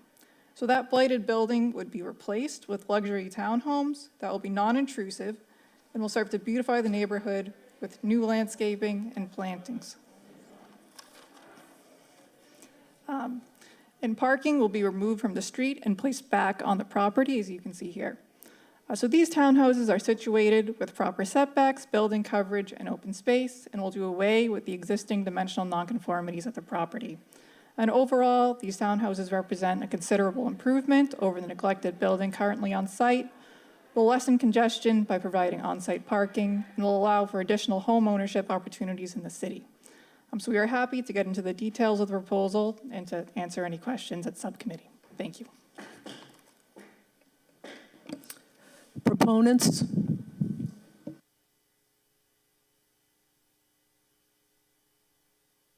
Name and address for the record, please. Anthony Pazziali, 51 Arcadia Street. I live right down the street. I don't know where to start. This has been a very long process for the people that live on our street, so I'll try to keep it to what it pertains to. 5 townhouses on Arcadia Street, but we all know that that's not what the real story is, so we don't have to reiterate it. I am massively in favor of this. I've never been more in favor of something in my entire life. I think it will improve the neighborhood. All the things I'm supposed to say. Neighborhood's going to be great. It's going to generate taxes. It's going to clean up that lot. Fantastic. I have one thing I'd like to ask, and I don't know if this is allowable, and maybe the city clerk could help me out. I'd ask that one of the councilmen make a motion to suspend rules, and then I would like one of you guys to let's not send this to committee and pass a motion. I know that it needed to be in by 5 o'clock today or something like that. Can you not skip the zoning board and vote on this today? No. By ordinance, it has to. So then if it must go, because I just didn't want to waste anybody else's time. I'm assuming that everybody here is in favor of passing the special permit. And the reason why we're here would be the Dover Amendment, but maybe at a later date we can discuss how we can amend that on a higher level. But please, please, please, for my daughter, vote for this. It should be, please, unanimously make this happen when you discuss it in your subcommittee, and then when it comes back here to the council. Thank you for your time. Proponents? Michael Tucker, 9 Ellerton Street, Revere. I'm very much in favor of this. This was originally 6 townhouses. It is now reduced to 5. The layout is great, the way that they laid it out with the 3 and the 2. So I'm totally in favor of this. Thank you. Thank you. Name and address for the record, please. Of course, William Bono, 916 North Shore Road, Revere. I'm in favor of this project 100%, and I wish John the best of luck with a smooth sail from here. Thank you. Anybody else, proponents? Yes, hi, my name is Stephen Fury. I reside at 3 Ellerton Street. I wouldn't like to be recorded as opposed or against this project, or in favor, I'm sorry. I would just ask that the administration reconsider how projects like this are set forth and they're brought forth into the community. And I would ask that in the future, there is more community involvement in these types of projects. I would also ask that, at bare minimum, our elected officials, this honorable body, is notified when a project is in the pipeline. This is in hopes that this city council and our next mayor, whoever that may be, and good luck to all of you gentlemen, that you really consider the wants and needs of the residents of this city over any developer and over any law firm. Because at the end of the day, we're the residents, we're the taxpayers, and to ask for to feel safe in our homes and to have a good quality of life is not something I think we ask a lot for. So we're just hoping that another neighborhood in this city does never get strong-armed into a project like the Oak Island residents were strong-armed in this situation. Thank you for hearing me. Thank you. Proponents? Name and address, Good please. evening. Edward Ned Almeida, 40 Arcadia Street. I just want to go on record as saying that myself and my family are in favor of this project. As you all know, certainly the members of Oak Island who spoke here tonight have been very vocal around this entire situation right from the get-go. I want to thank all the members of the council and of the city who have had to deal with us thus far. Hopefully, you can see that the developers and the neighborhood of Oak Island have worked together to resolve kind of the butting of heads and the issues that we faced early on. Every member of the Oak Island neighborhood is in favor of this project. The townhouses will greatly improve the neighborhood, and we hope that you can look at this project and see how much better this is for all of Revere. Thank you. Thank you very much. Any other proponents? Come on. I'm Elmer Cat, 52 Ellerton Street. I'm in favor of the project, but just with one reservation, and that is, while I know all the trees can't be saved, that some effort be made to preserve as many trees as possible. There's a large concentration of very big trees. If you look at it from the satellite, it really stands out, that plot of land, as a big swath of greenery. And wildlife and for stormwater, for the benefit of wildlife and stormwater, I just hope that an effort can be made to preserve as many trees as possible. Otherwise, I support the project. We'll do the best we can. I'm a tree hugger, so I'm right with you. So, any other proponents? Okay, we'll close that side of the hearing. Opponents? Any opponents? We'll close that side of the hearing. City councilors. Councilor Visconti? Thank you, Madam President. It's no secret, obviously, with the residents from that area that are here. Obviously, this was a major issue a couple of months ago, and it's great to see. Let's not forget that the developer also listened to the voices, which is great to see. It's great that the voices of the residents of that area were heard.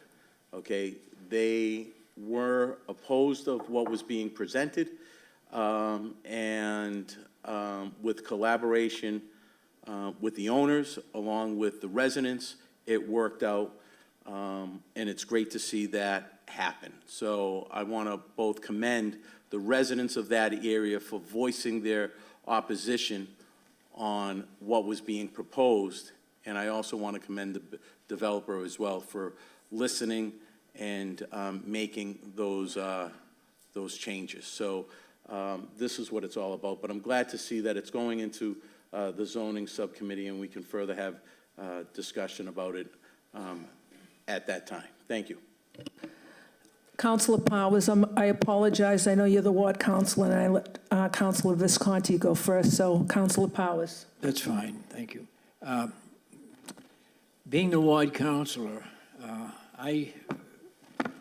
within 5 days, I scheduled a meeting, and the developer will attest to that, at Santorini's Restaurant down on Revere Beach Boulevard. I stated at that meeting that I was 100% opposed to what was being proposed there prior to this. During my tenure on the council, we've probably spent close to $1 million down there cleaning the Eastern County ditch just recently, tripling the capacity of the lateral lines servicing the catch basins, and installing all brand-new catch basins down there. And currently, this week, we're going to be, we've just completed a new water line on every street down there, with the exception of Arcadia, because that was previously done. But this week here, in fact, I believe they scarified the area down there today. We're putting a brand-new hot top down the entire street, that street and other streets. So I just want to make one thing clear, that from the day one, when this was first mentioned to me, I was opposed to it. And I believe certainly that this could have happened if, without that meeting being held at Santorini's and a subsequent meeting. I said it up here at the City Council before, I'm saying it again tonight, and I want the people to understand down there that at the subcommittee meeting, we'll make every effort to make sure that the drainage problems are adhered to down there, that the surface for parking is adhered to, and eventually you'll have a great project down there. I believe that sincerely. Thank you. Thank you, Councilor Powers. Councilor Rizzo.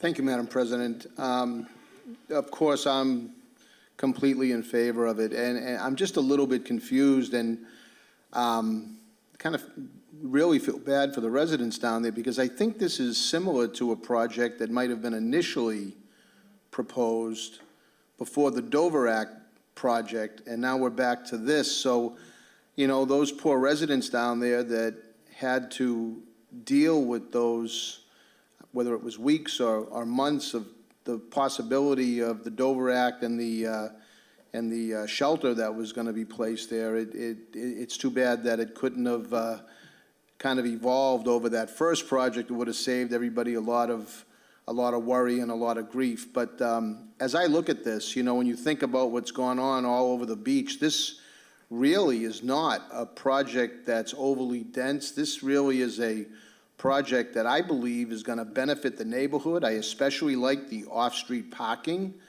It's not going to add to any parking problems that might exist in that neighborhood. And I think it's going to be a real benefit, and I credit the neighbors first off for their perseverance, but I also thank the Nicasians and their development team for going back to the table and really being good neighbors and working through that and working with the residents down there to make a project I know you'll all be proud of at the end of it. So that's all I have, Madam President. Thank you. Thank you very much, Councilor. Councilor Serino. Thank you, Madam President. Madam President, through you, I just want to say I will be supporting this project. I will be voting for it. I just have one question. I had flagged an email from a resident of Arcadia Street from back in February regarding one concern that I think would still apply, and I just wanted to just ask out of pure curiosity at this point. Are there vernal pools on the site? And so there are no vernal pools on the site. Okay, because the resident was pretty sure there was, and he was worried, and there was a whole thing. So I just wanted to clarify that, and I'm satisfied with that answer. Thank you, Madam President. Thank you, Councilor. Councilor Zambudo. Thank you, Madam President. So this project now is a wonderful project, and I think the lessons learned here are more important than just this project. The neighborhood is satisfied with this project. And it's about communication. And there was almost a Dover Amendment project put in without any of us knowing it was ongoing and it was being negotiated and being talked about. And that's the kind of stuff that has to end. I don't care who's elected mayor. We all have our own candidates, and we're not here to do politics tonight. But one thing we need to do is have everybody understand that's not how you do business. If you're going to propose something like a homeless shelter, we all need to know about it ahead of time, not be blindsided. Not the neighbors, not the city council. It's just not done. And it was done, and I'm still angry about it. But I'm grateful to the residents for putting up a fight, and I'm grateful especially to the developer. And a lot of us got involved and put a lot of pressure on and all that stuff. But in the end, it all worked out. But the lesson to be learned here is that's not how we do business here, and that's not how we're going to do business in the future. Thank you. Thank you, Councilor. I'm going to let Councilor Powers speak one more time. Thank you, Madam President. A comment was made a few minutes ago about another project that was proposed down there, similar to this, actually just about the same. And because of the flooding issues down there and the money we were pouring into that area, I oppose that project 100%. And I think Mr. Fiore's here, he'll adhere to that, and Mr. Tucker also. Yeah. But I don't think one makes a difference. Well, anyway, I opposed it. And it was not going to happen. And the developer went back, withdrew. The attorney came back probably nine months earlier, or a year, or later rather, or a year, and proposed the townhouses. Not the townhouses, the 26-bed building down there. And I opposed that, and I made the neighborhood fully aware by having a meeting at Santorini's. There was nothing hidden here. I wanted them to be aware of it, and they were made aware of it, and as a result of being made aware of it, it didn't happen, thanks to the neighborhood. And is this going to be a good project? I believe it will be. But I also believe that when it's in subcommittee, the flooding issues have to be addressed and made very clear that they will contain any flooding that is going to happen down there. Okay? Thank you very much. Thank you. Ms. Cogliandro, Councilor Cogliandro? All of the above, thank you. I just want to say I'm in support of this 100%. I know it's going to be another meeting down the road, but just so everybody knows my stance on this. Thank you. Thank you. Refer it to zoning.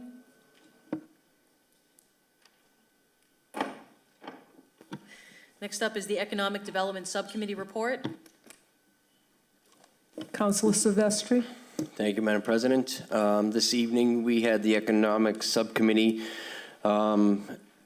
meeting. We had two motions in front of us. One was the ordinance from Councilor Keefe that the mayor requests the housing liaison and affordable housing trustees to collaborate with the Revere Housing Authority in planning the use of vacant, underutilized land and properties to add more affordable space to Revere's residents. This collaboration could involve public and private partnership to increase affordability for the city's seniors population, and that was placed on file.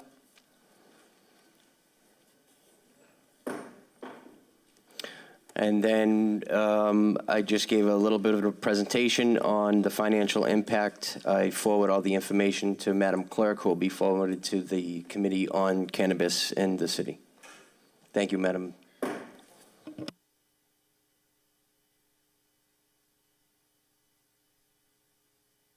Councilor Silvestri, do you want to keep We it can in place it on committee? file. Place on file? Place on file. Next up is the Legislative Affairs Subcommittee report. Councilor Morabito. Earlier this evening, the City Council's Subcommittee of Legislative Affairs met to discuss an ordinance amendment relative to meeting times of governmental bodies. Basically, the amendment just cleaned up the language in the ordinance, and they exempted 3 governmental bodies, School Committee, License Commission, and Council on Elder Affairs. Those are the only committees that can start their meetings prior to 5 p.m. if the chair deems it is necessary. And that was voted favorably by the committee. Ordered on a second reading? Order on a third and final reading? Road call for the engrossment and ordainment? Shall the City Council approve an ordinance regulating meeting times of governmental bodies? Councilor Cogliandro? Yes. Yes. Councilor Morbido? Yes. Yes. Councilor Novoselsky? Yes. Yes. Councilor Powers? Yes. Yes. Councilor Rizzo? Yes. Councilor Sereno? Yes. Yes. Councilor Silvestri? Yes. Yes. Councilor Visconti? Yes. Yes. Councilor Zambudo? Yes. Yes. And President Pro Temp McKenna? Yes. Yes, the ordinance is engrossed and ordained. Calendar item number 11, communication from the Chief of Talent and Culture notifying the City Council of the change in operating hours and 4-day work week pilot program for City Hall. Good evening, Madam President, members of the Council. Claudia Correa, Chief of Talent and Culture. So I'm here today to inform you that after months of looking into doing some research and also consulting with other HR professionals, we'll be rolling out a pilot where we'll be changing hours of operation. And that there's the 2 main benefits for this change. First, we'll provide residents with more options to access city services. As you may know, a large number of Revere residents have day jobs. They work 8 to 4, 9 to 5, and they work in downtown Boston and other municipalities.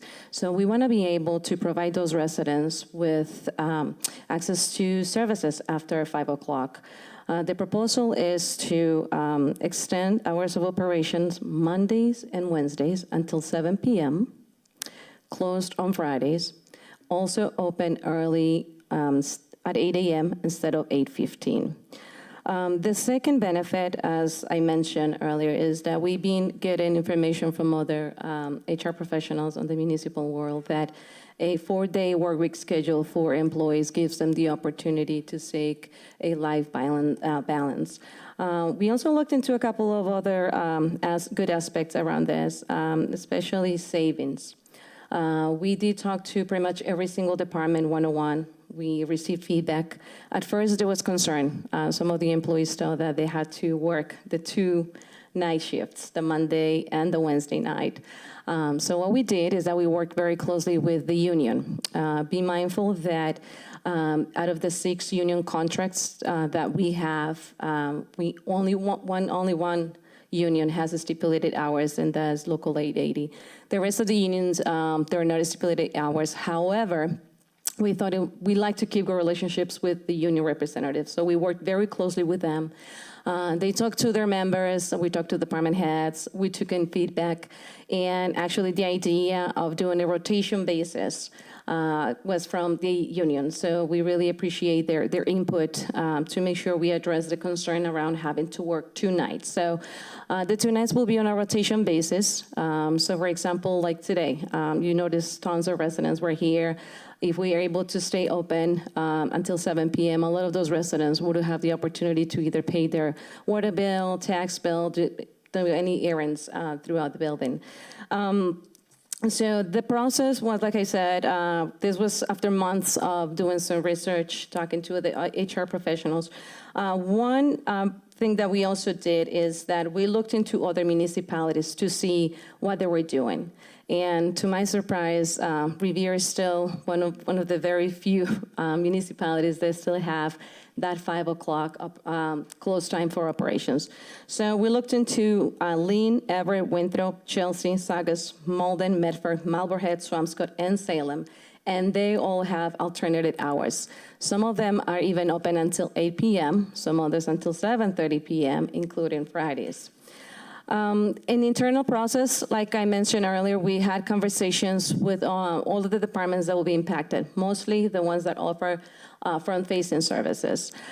We did take in consideration, based on their feedback, what inspectors, code enforcement officers, and so other folks will do. So though the field staff will still continue to work on Fridays, being mindful that a lot of the trash pickup takes place on Fridays, so we definitely have to have code enforcement officers out there, as well as parking code enforcement officers, as well as inspectors. The building department provide us with feedback, very good feedback. A lot of the inspections they do is actually during the morning. So they're actually very happy about the 8 o'clock start. Some of them are even starting at 7:30. So their feedback was also very helpful. We did talk to other departments outside the building, such as parking. Parking department expressed being very happy about this. As a matter of fact, it's a very busy department. Even sometimes if you walk by around 5 o'clock, you can still see the line of people trying to get in through the USA Postal Office. And they have shared with us stories of residents that actually have 2 jobs. And sometimes they take time off in the evening jobs to come in and run errands. And for them to come to City Hall and see that the doors are closed and right at 5 o'clock, it's a little bit discouraging for some residents. So we want to offer this option to the residents mainly. Be mindful, this is a pilot, so it's not permanent. We'll be collecting data, and we have talked to the departments. The way we'll be collecting data is that our greeters, 311, and the departments will let us keep track of how many people we're serving during those additional proposed hours. At first, we thought about doing the pilot starting May 1st through the last week in August. But once again, based on employees' feedback, we're going to extend it to the last week in September. The reason why, as you may know, during the summer, City Hall is not as busy as regular months of the year. So in September is when we know that pretty much everyone is back from vacation, the kids are back in school, so we'll be able to collect more realistic data to determine whether or not this is beneficial for the residents of Revere. A couple other things, talking about savings, we did check with our DPW department as well regarding facilities. So right now, our facilities team, they do come in on Saturdays sometimes to work on projects inside office spaces. With this pilot, they will be able to actually continue to come in on Fridays, and we'll be saving on overtime on Saturdays. For the employees, as you hear many residents today talked about childcare. Now, instead of thinking about finding childcare for one whole day or half a day, now will be for 2 hours. And this is also in response to, I know Council Revere expressed having some concerns regarding employees having to find childcare, but we also got feedback from some of them that now this actually will help them save money regarding the fact that they don't have to look for childcare for an entire day. And once again, utilities on Fridays, we wouldn't have to have the entire building running.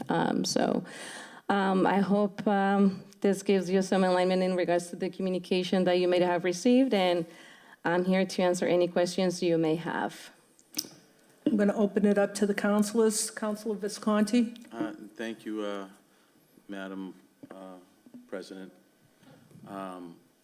Through you to Claudia, did you say that this will be for all employees, or, I'm sorry, I missed that. I know it was City Hall. Was it just City Hall or parking as well? Can we just go through the list of? Absolutely, sir. So one initially, more time? sure. The idea was initially with with City Hall departments. Okay. Those that provide front-facing services.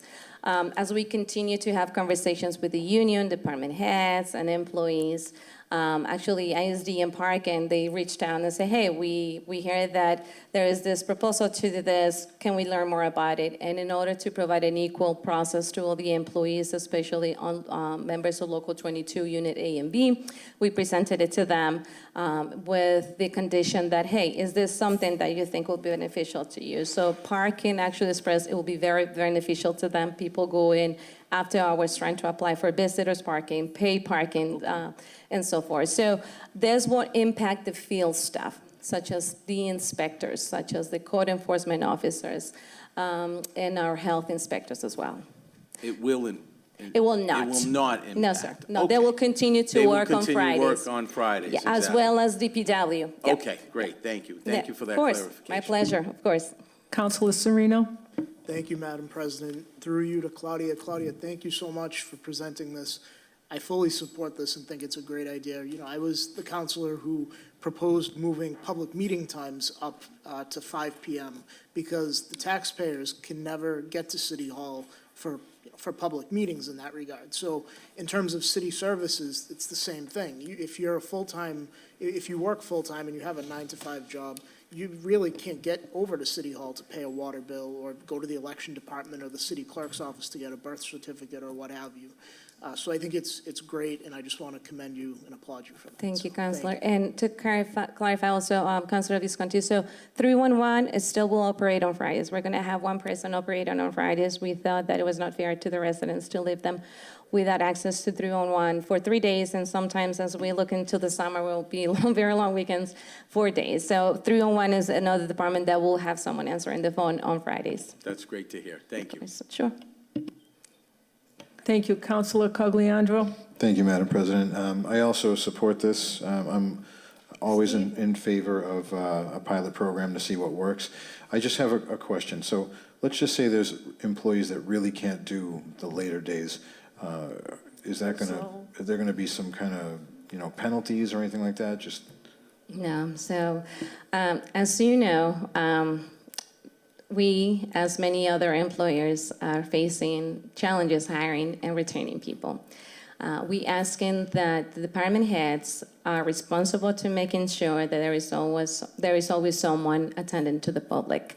If there are employees who express having a hard time having to stay the 2 hours, either on a Monday or a Wednesday, we ask that they're the ones who make sure there is someone, so they can also be flexible with those employees. We also ask them that they figure it out, meaning the rotation. As long if some of them want to work less hours, it's up to them. We're not going to cut their hours, absolutely not. As a matter of fact, the 39 hours, they're going to still get compensated, and that's why we're making adjustments on starting in an hour earlier. Now that you mentioned the hours, as a matter of fact, we'll be offering an additional hour to the residents, because if you do the math, we're closing on Fridays 4 hours. We're staying open Monday and Wednesday 2 hours, but then we're starting earlier for those that still want to stop by City Hall before going to work and so forth.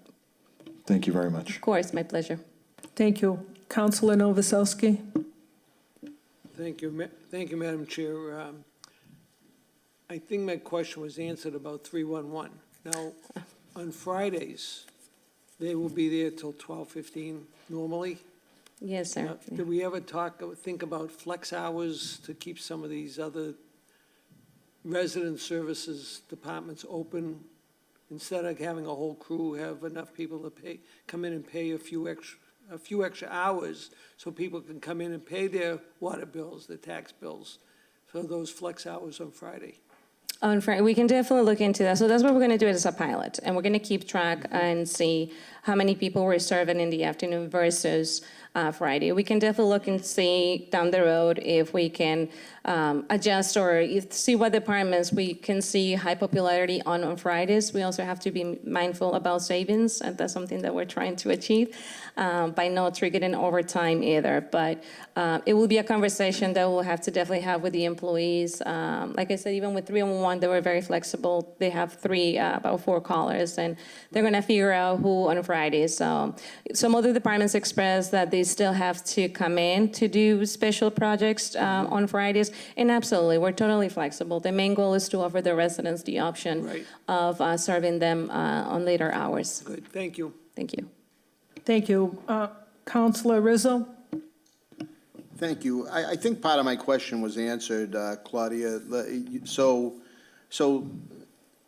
our employees will still be getting the same amount of hours. It's just the way that they're distributed, correct? Correct, yes, sir. Okay. And I'm just curious, because you mentioned, and it sounds like you did a lot of work on this, like you checked surrounding communities around us.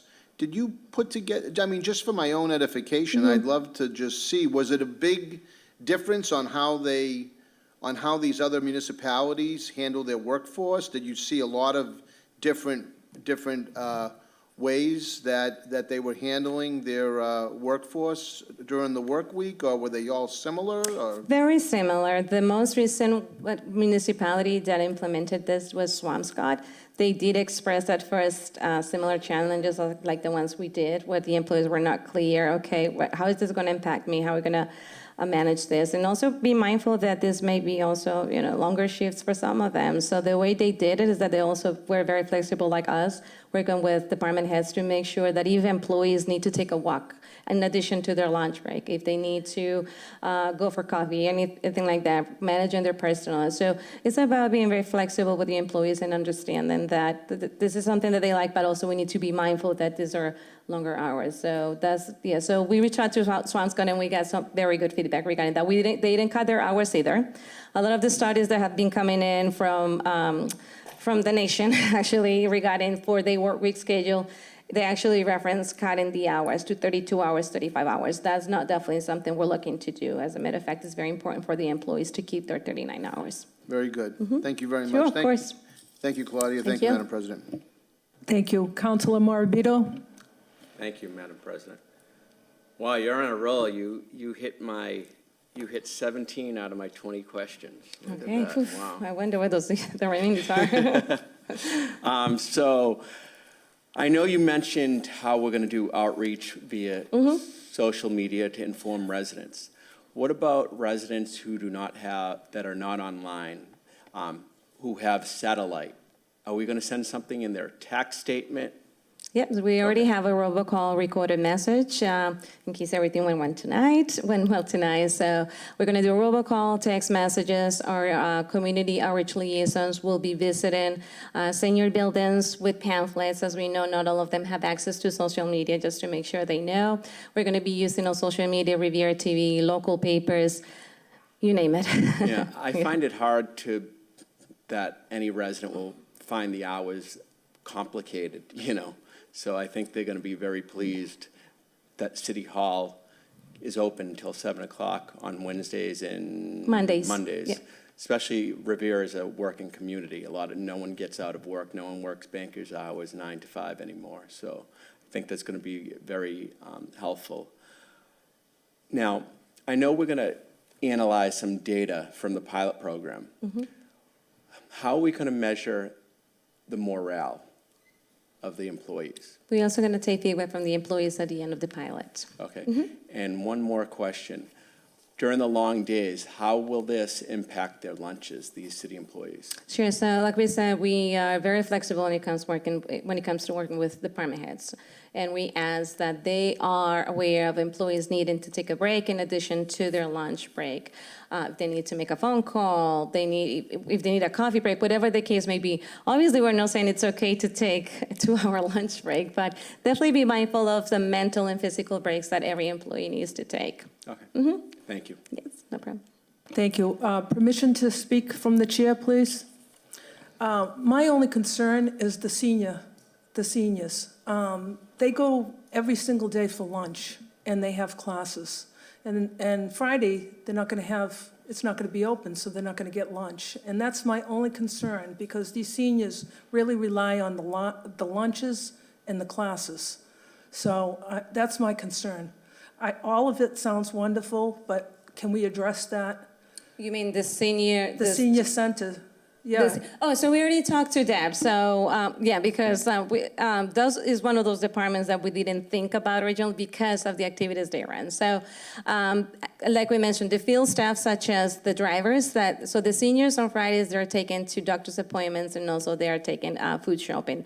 So we already addressed that with Deb from the senior center, that they will still make accommodations for those seniors.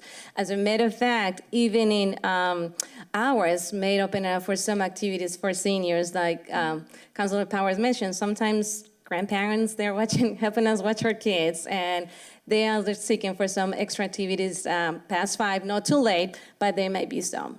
Yeah, thank you. Thank you. Of course. This is going to be placed on, Councilor Sereno? Madam President, I'm sorry, you brought up a really good point. So you're saying that the senior center would be closed on Fridays. It would not be like with the DPW, it would not be, I just want to put on record. Yeah, sure. I would disagree, and I would support keeping the senior center open Okay. on Fridays, where our phones are going to light up once, Okay. people realize. Sure, absolutely. We can definitely go back and talk to Deb, who runs the center. And like I said, originally the idea was those departments that offer front-facing services, but we responded to other departments that wanted to be included on the pilot. All right. Yes, of course. Thank you. Of course. Anybody else? Okay, this is going to be placed on file. No actions required by the city council. Thank you. Thanks. Calendar item number 12, communication from the mayor relative to the appointment of Rachel Vincent to the Conservation Commission. Refer to appointments. Calendar item number 13, communication from the mayor relative to the reappointment of several members of the Conservation Commission. Refer to appointments. Calendar item number 14, communication from the city auditor relative to the budget transfer for the school department.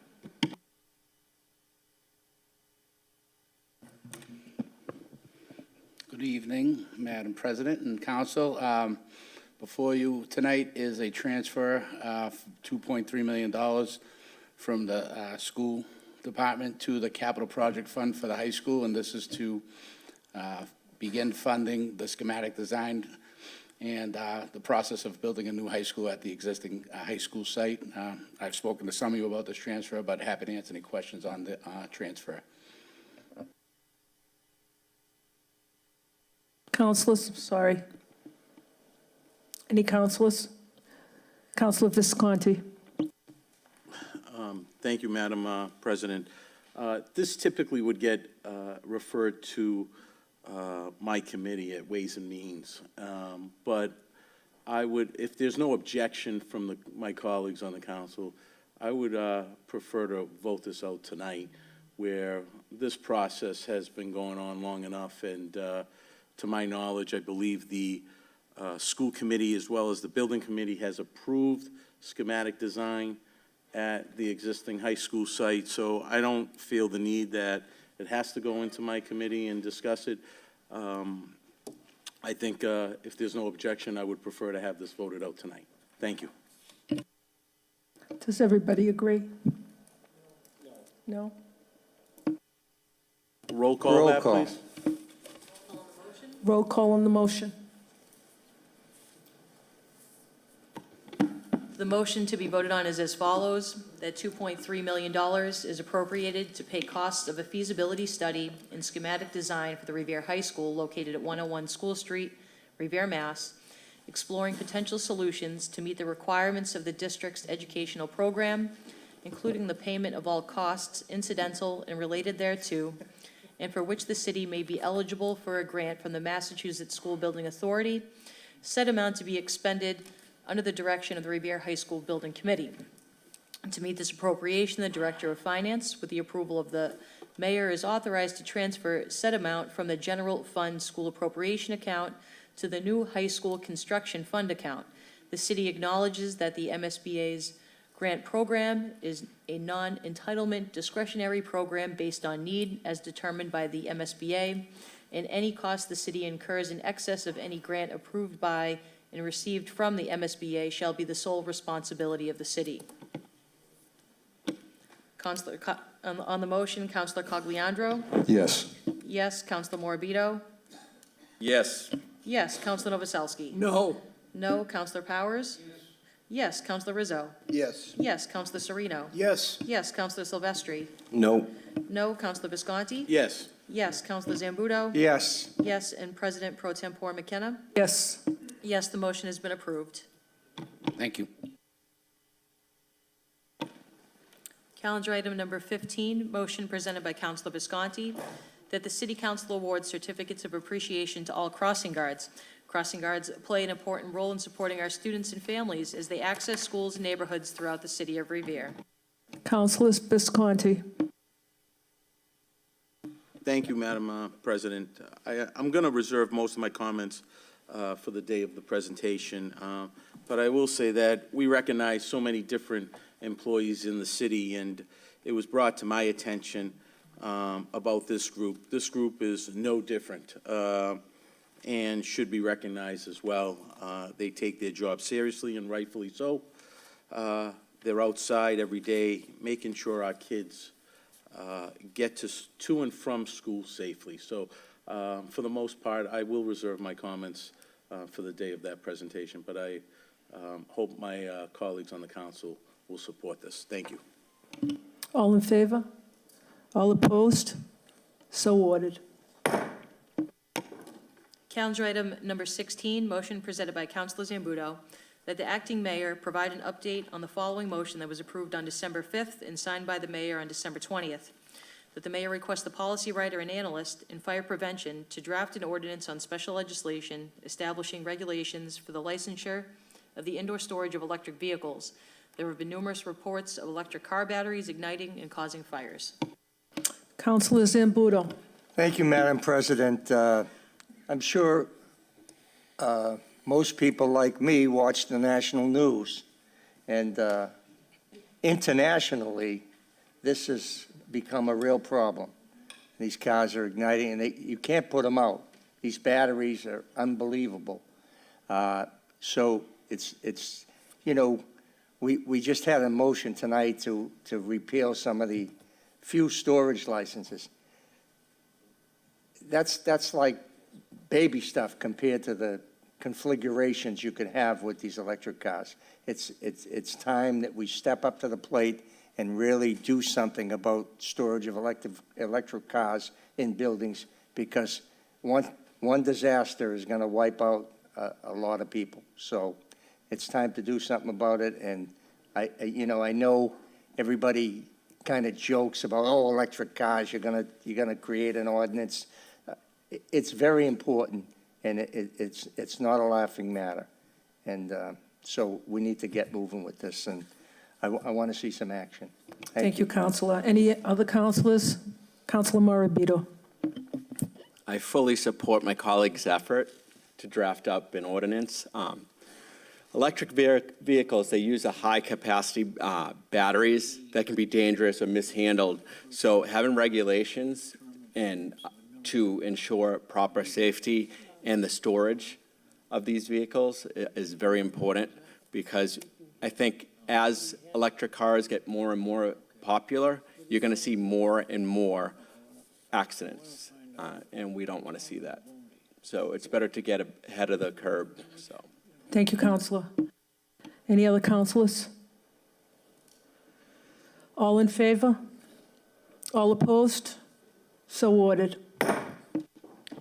Calendar item number 17, motion presented by Councilor Silvestri, that the acting mayor request the Chief of Health and Human Services to appear before the City Council to provide a final report on the warming center, to include but not limited to pros, cons, other issues that may have impacted the location of residents and the number of residents who use the center.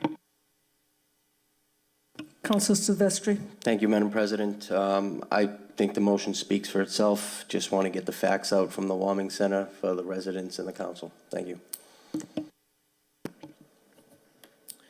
We're going to refer this to Health and Human... Oh, sorry. I'm sorry. I didn't even see you. Oh, my God. I think it's a long weekend. I know I need to clean my glasses. Go ahead, Lauren. Hi, Lauren Buck, Chief of Health and Human Services. I'm going to give a quick report on the emergency warming center that ran this winter. Just some data to begin. As a reminder, the warming center was open from January 15th to March 31st. We had a very mild winter this year, only about 47 days below freezing. Our total number of individual client encounters was 593, which represents about 96 unique individuals that use the center. Our average number of clients per night in January was about 4, February about 8, and March about 10. And the number of police calls from emergency warming center staff was approximately 3 for the entire 2.5 months that it was open. So some successes, I think, overall, it was a very safe operation. We had no major incidents at the center. We had approximately 3 police calls throughout all of the operation. One was medical, and then the other 2 were de-escalated very quickly without a major incident. We had no spread of illness between clients themselves, between clients in the senior center population, and between clients and the municipal staff who work at the center. We didn't have any major issues with use of the building. We had cleaning happening multiple times a week. There were no rodent issues inside the building. Trash issues were addressed quickly, and we didn't see any majorly concerning drug or alcohol paraphernalia on the site. We didn't have any real disruption of the senior center activities either. We were able to hold all activities during normal business hours throughout the course of the pilot. I think in general, we showed that we had slow, sustainable growth. We only had approximately 3 nights in the entire operation in March where we met full capacity, which was 15 people. And where people had to be turned away. And so I think that addressed the anxiety that a lot of people had where we would be seeing lines out, like lines around the building. We never really saw that. It was slow and sustainable. We had a really good, productive working relationship with Housing Families who operated the Emergency Warming Center, extremely professional and attentive staff. We had a really good working relationship with Revere PD. Their officers were able to use the warming center when they had to drop off people at overnight hours, especially on cold nights. The senior center was able to be outfitted with some security equipment that will continue to be at the facility after the warming center. Revere PD was able to put a stationary camera that focuses on the front door of the building, and then we have ring cameras that will continue to be maintained on the outside and inside of the building even after the pilot ended. And I think another success was we had some reluctant, I'll say, but some acceptance of the operation from some of the populations to express some frustration. The Bocce League ended up coming back to the building in March. We had multiple donations, especially during the extreme cold weekend we had in January. And so I think that shows that we had some acceptance of the operation. We definitely did have challenges. There were some operational challenges like the smell of the cleaning products that were used, the smell of the plastic dividers and cigarette butts outside the building. So we addressed those, but I think, in general, whenever there's an issue, people want to see it fixed right away, and potentially it took us some time to fix each one of those, but we tried to address them as soon as we found out about them. Housing Families also mentioned that one of the challenges was because of the nature of the 2-story, the first floor and the second floor of the senior center, that they had to provide more staff, so it increased the cost of the operation. And they expressed that potentially if we could find a one-story building, that it would save some money.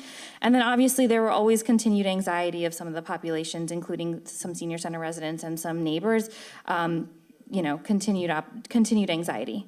But looking to the future, I think we've proven that there's a need for this. We were able to talk to some of the regulars who use the center, and one of them mentioned that he was really happy for a warm place. There were really good people there. The staff was great, and it's a necessity to continue next year. And that was just from a regular who we were able to talk to recently. I think we'll need to potentially research other locations, but as we know, no location is going to be perfect for this. And obviously, we need to look for continued sources of sustainable funding. Thank you very much. Councilor? Thank you, Lauren. I appreciate your time tonight. As we can see, the warming center was a success. I'd like to keep this an ongoing dialogue for next year, and please let us know how we can help with funding and finding another place if the senior center is not the one for next year. Thank you. Councilor Serino? Thank you, Madam President. I want to express a heartfelt thank you to Councilor Silvestri for bringing this motion forward, and through you to Ms. Buck for coming up and presenting it.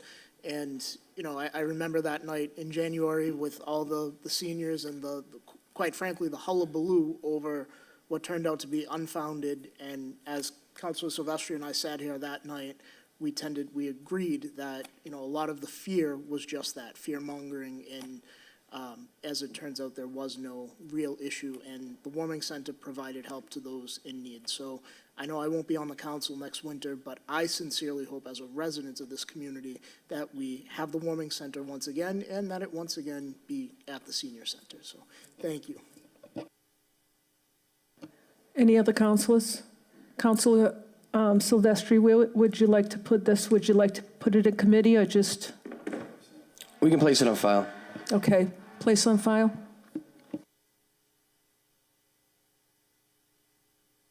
Calendar item number 18, motion presented by Councilor Silvestri that the acting mayor request the director of SUDI to appear before the city council to discuss the findings of the homelessness impact study conducted by the outside consultant. Several councilors were interviewed during the study, and the results should be provided as requested. Councilor Silvestri. Thank you, Madam President. If we could put this into the Health and Human Services Subcommittee, please.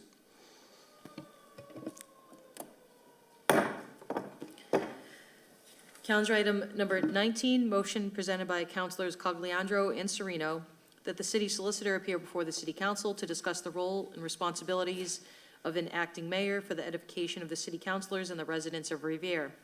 Seeing as the city of Revere has not had a mayor resign or pass away in office in many years, if ever, councilors and residents are interested to learn about and may have questions regarding how city government operates during the time between the elected mayor's resignation on April 21st and when a new mayor is sworn in on January 1st of 24. Further, that the city solicitor explain to the city council and residents what an acting mayor can and cannot do while serving as the placeholder until the people of the city elect a new mayor, as well as exactly what powers and duties the acting mayor has, specifically in order that the city council is able to better understand how to craft and submit motions that will fall in line with the powers and duties of the acting mayor. Mr. Capizzi. Madam.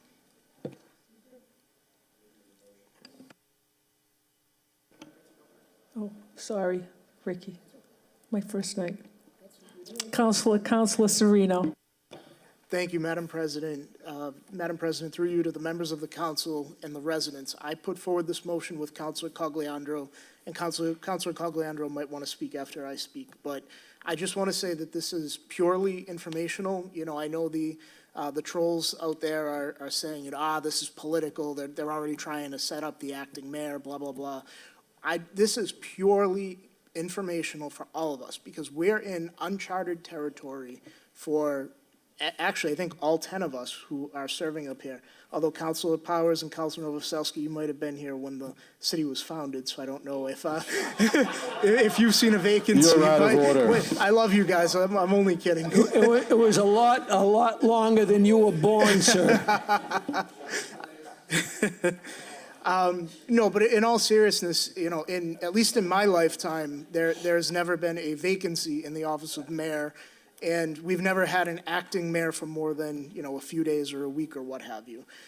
So where we have this extended period of 8 months or so that there is a vacancy, I just want to be clear as a city councilor, and my residents who I represent are curious as to what happens now. Where do we go from here now that Mayor Arrigo has stepped down and we have an acting mayor? So that was the intent of the motion was purely informational for everyone in the city. So thank you, Madam President. Thank you.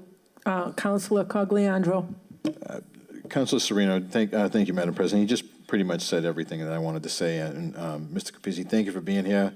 Again, there's just a lot of questions, and it's not just for us, it's for the public.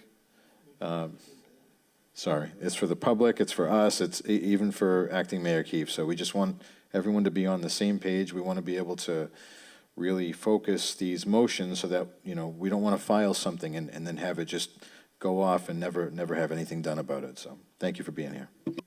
Thank you. Councilor Rizzo. Thank you very much, Madam President.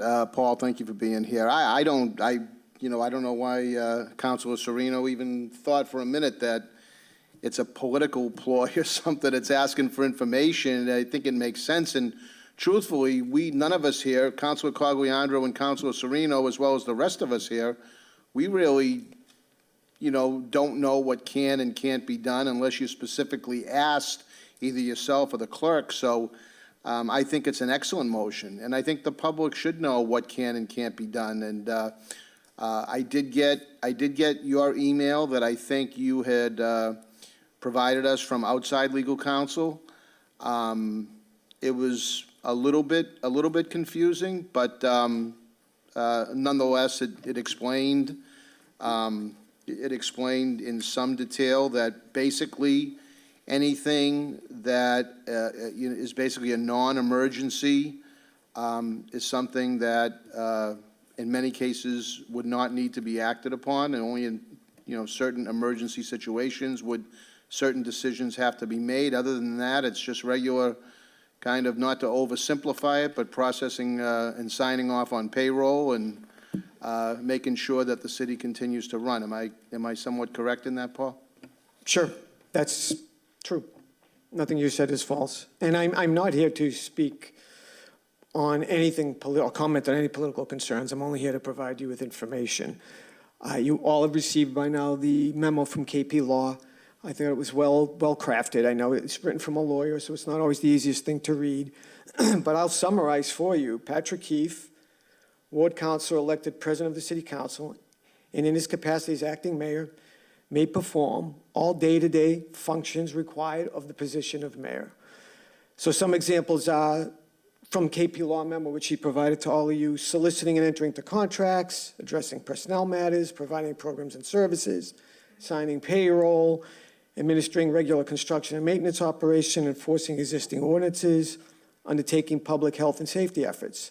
Any and all matters not admitting of delay. That's the terminology that somebody came up with some long time ago. So I could give you examples of things that were not admitting of delay. COVID. Janie was the mayor of Boston. She was only acting, no, I'm sorry, she was the acting mayor of Boston. But because of COVID, when she took over, she was forced to be on the front lines every day as mayor because COVID required it. Or say City Hall got hit by another tornado, God forbid. The mayor, the acting mayor, in those circumstances would be able to do whatever was needed to be done to address the damage or to remedy any of the negative impacts of the tornado hitting. What he cannot do, he cannot decide to propose new public works projects, for example, or take land by eminent domain or build some new building. Things of that nature would have to wait for the next mayor to be sworn in. And I will read right from our own special act. The president of the city council shall perform the duties of mayor until a new mayor is elected and sworn to the faithful discharge of his duties. So he will perform all those duties, but only in matters not admitting of delay, which is, we ultimately have decided, is day-to-day operations. He will be there, he'll be in the office, he can talk to constituents, he can deal with whatever's going on in City Hall day to day. He's not likely to put forth any new giant project ideas because, quite frankly, he wouldn't be allowed to under the way this language is written. Madam. Councilor Serino. Sorry, thank you. You actually just brought up a rather interesting question or point that I thought of a question. In the city of Boston, because it was a regular election year, when Mayor Walsh left and Kim Janey took over, so the election was in November, as it normally is, and then only like a week and a half later, Mayor Wu was sworn in. So in this instance, too, would we be getting the newly elected mayor sworn in November, or would they wait until January 1st, as with every other? Right now, the way the language that we have in our charter, it would be January. Boston had a specific language in their charter, and in fact, I've put that into the new special act that deals with the school committee, should that same thing happen on school committee, but we do not have that in our charter. They had to wait the 10 days, I think, for recount challenges or something, after which Mayor Wu could be sworn in immediately. Yeah, but we don't have that in our charter, that language. Thank you. Councilor Cogliandro. Thank you, Madam President. So just, what happens if there's an issue that's in the gray area? Who decides whether it's a matter of delay or not? Me. No, I will. Pardon me. Well, the mayor should, the acting mayor should, along with my council and the council of his cabinet members and department heads. My concern was always the gray area, but we will do our best to make sure, I will do my best in counseling acting Mayor Keefe to stay within his lane as to what matters and what doesn't, as to what he can act on and what he cannot act on. But I will consult with him regularly on this. Thank you. Any other councilors? All in favor? All opposed? So ordered. Calendar item number 20, motion presented by Councilor Serino that the acting mayor request the general manager of the Health and Wellness Center to appear before the City Council to discuss the status of the center located on Charger Street, as well as to brief the council and residents on current programs offered by the center. Madam President? Councilor Rizzo. Would it be possible, and if it's okay with the maker of the motion, to also take up calendar item number 22 at the same time? It's basically the same motion, so rather than have to go on and read that next motion, if it's okay with you, Council, we can just combine them. It's permitted without suspending rules. Would that require suspension, Madam Clerk?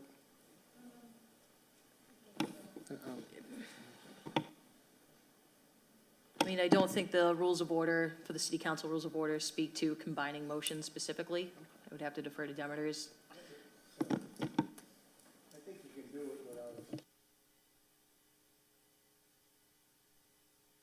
I'm okay with that.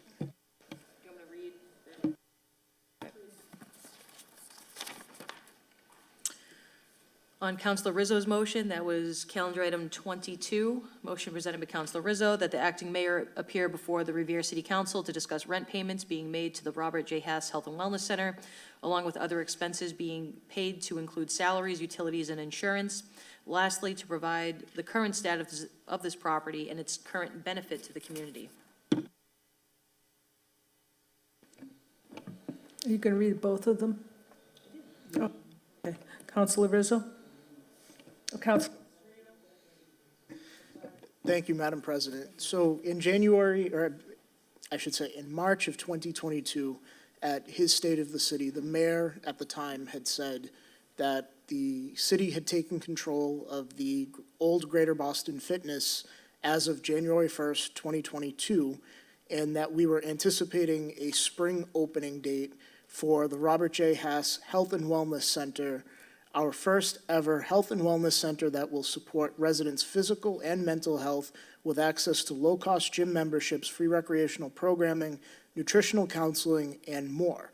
So as the ward councilor where this is, where it's on Charger Street, over the last year, I've gotten calls from residents who utilize the senior center, and they would say, you know, what are we doing for our seniors? And as a city councilor, the answer that I've been giving them is saying, look, we have this great health and wellness center that's going to be opening, that's going to service not only, you know, all ages, but especially seniors as well, you know, servicing all the age groups of the population, but there would be senior programming and whatnot. So I've been not making a promise to these residents, but when they ask, what are we doing for seniors?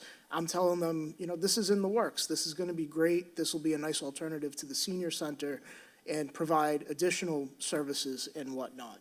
However, I feel like, I don't want to say that I've been lying, but I feel like that it's been a year, over a year, and we really, as a council, haven't gotten any updates on this except for budget time when we approved funds for a general manager of the wellness center.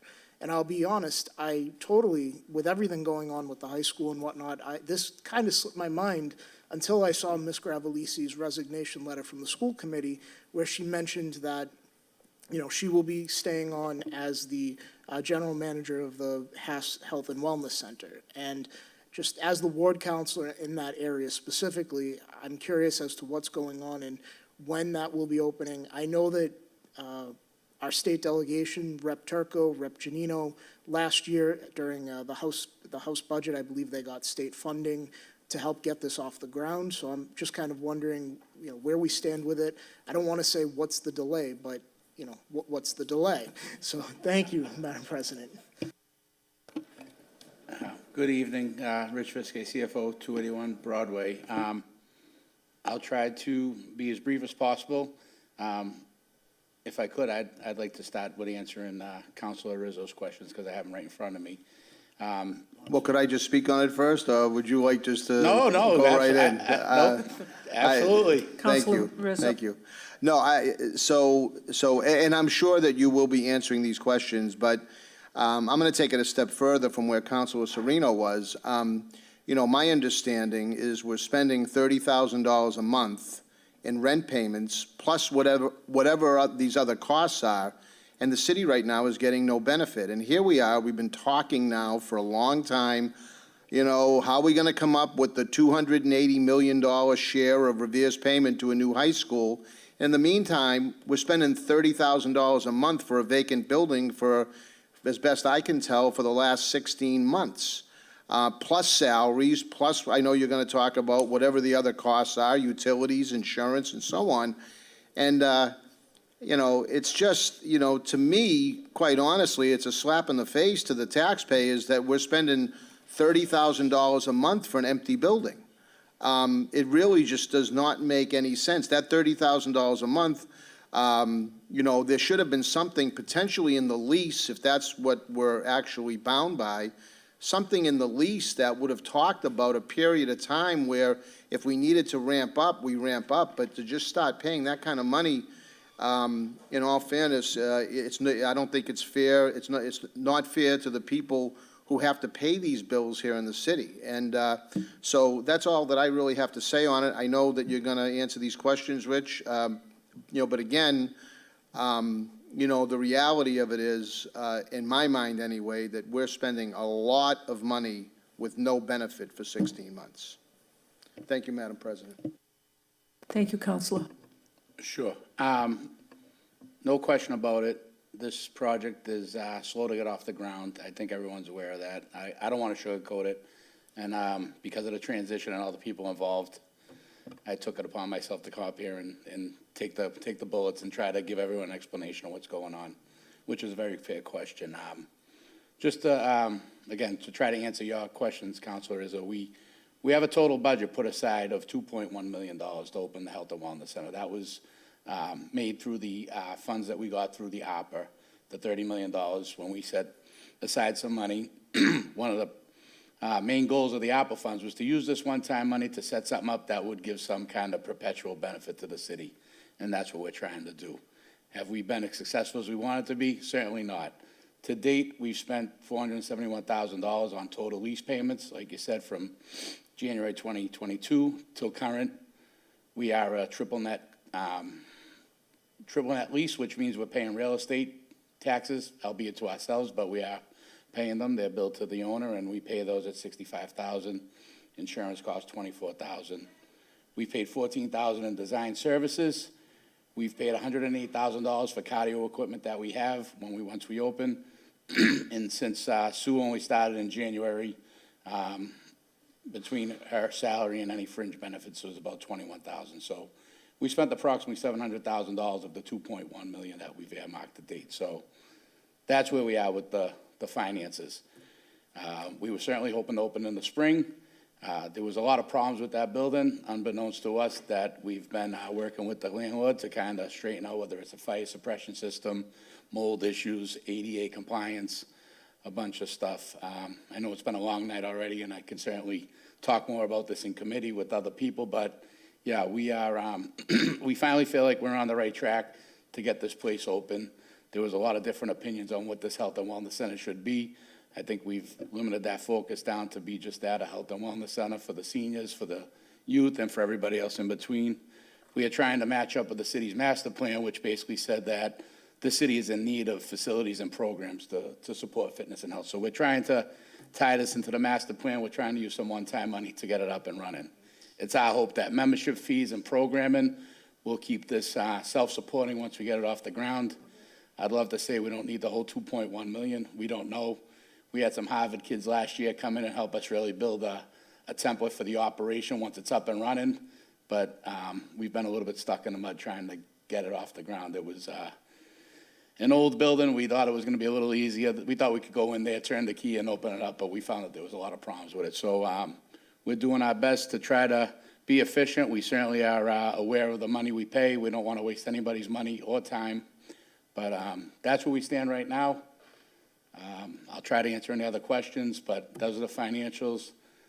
We're hoping for a late summer opening for this facility. I know that we have some new focus and some new energy in there with Sue Gravelisi, Michael Hinojosa. Financially, myself, trying to just keep the numbers there. Donnie Cheramella and Nick Rystrom and that crew are just trying to help out with some of the internal problems with, like, we want to make sure that the place is worthy of opening up for the citizens of the city, and we don't want any, no health issues per se, no handicap issues. So, yeah, it's been a little bit of a challenge, to be quite honest, but I think we're making good headway now, and like I said, happy to try to answer further questions on that.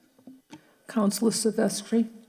Thank you, Madam President, and thank you, Mr. Viscay, for all your information this evening. I know the employees have in their insurance plan, if they sign up for a gym or a wellness plan, the insurance will give them a one-time reimbursement for a yearly cost. If the city employees join the wellness center, would that same thing take place if they paid out? Would they be reimbursed for the city wellness center as well? Yeah, we're working with the health providers to make sure that that benefit that is provided through our health insurance plans could get carried forward for the use in our own facility, which would be a great benefit, and hopefully encourage everybody to use that and have some perpetual income going into that every year, for sure. Thank you. Councilor Cogliandro? Thank you, Madam President. Just a quick question. Going through a similar issue with a building where there's a lot of upgrades that need to be made, is the landlord agreeing to assume some of those costs for upgrading, or can we not? No, the short answer is yes, but I can let Paul answer in more detail. We met with the owner and their lawyer. I met with them and with Paul Cheever and some other city staff to ensure that they do all the work that we expected them to do per the lease, and then also some of the changes we're going to make ourselves, because some of it's for stuff that we want to do that wasn't part of it. So we've made a clear list of what they're responsible for and what we're responsible for. Part of the delay, and I hate saying this because it sounds like an excuse, is just getting construction materials. They have to replace the floor in the men's locker room, for example, and getting the tile and the concrete and the guys to do it. All of that is all added to what's already been a long delayed process in this building. But we are staying the course, and progress is being made. Sorry, Rich, I didn't mean to. That's okay. Councilor Visconti? Oh, thank you, Madam President. Correct me if I'm wrong, Mr. Biscay. When we first were using ARPA money for this project, and I thought we set aside $1.1 million for the original proposal when we budgeted this, when it got off the ground. So I believe we're about $1 million. What you're saying is we're about $1 million over budget. Is that realistic? And is the $2.1 million a real number that is not going to go up? I guess that's my major concern. And if that's the case, where is that other million coming from? Is it still the ARPA money? Yeah, it's all ARPA money. The 2.1 million is the total budget that we've, I guess, modified, I'd say, because the 1.1 million was originally that was going to be our amount for the 3-year lease. But, to get equipment, to get some upfront start costs and everything else, it didn't seem realistic, especially with some of the delays that we've had. So it's still the same ARPA money. It's just we have it budgeted at 2.1 million.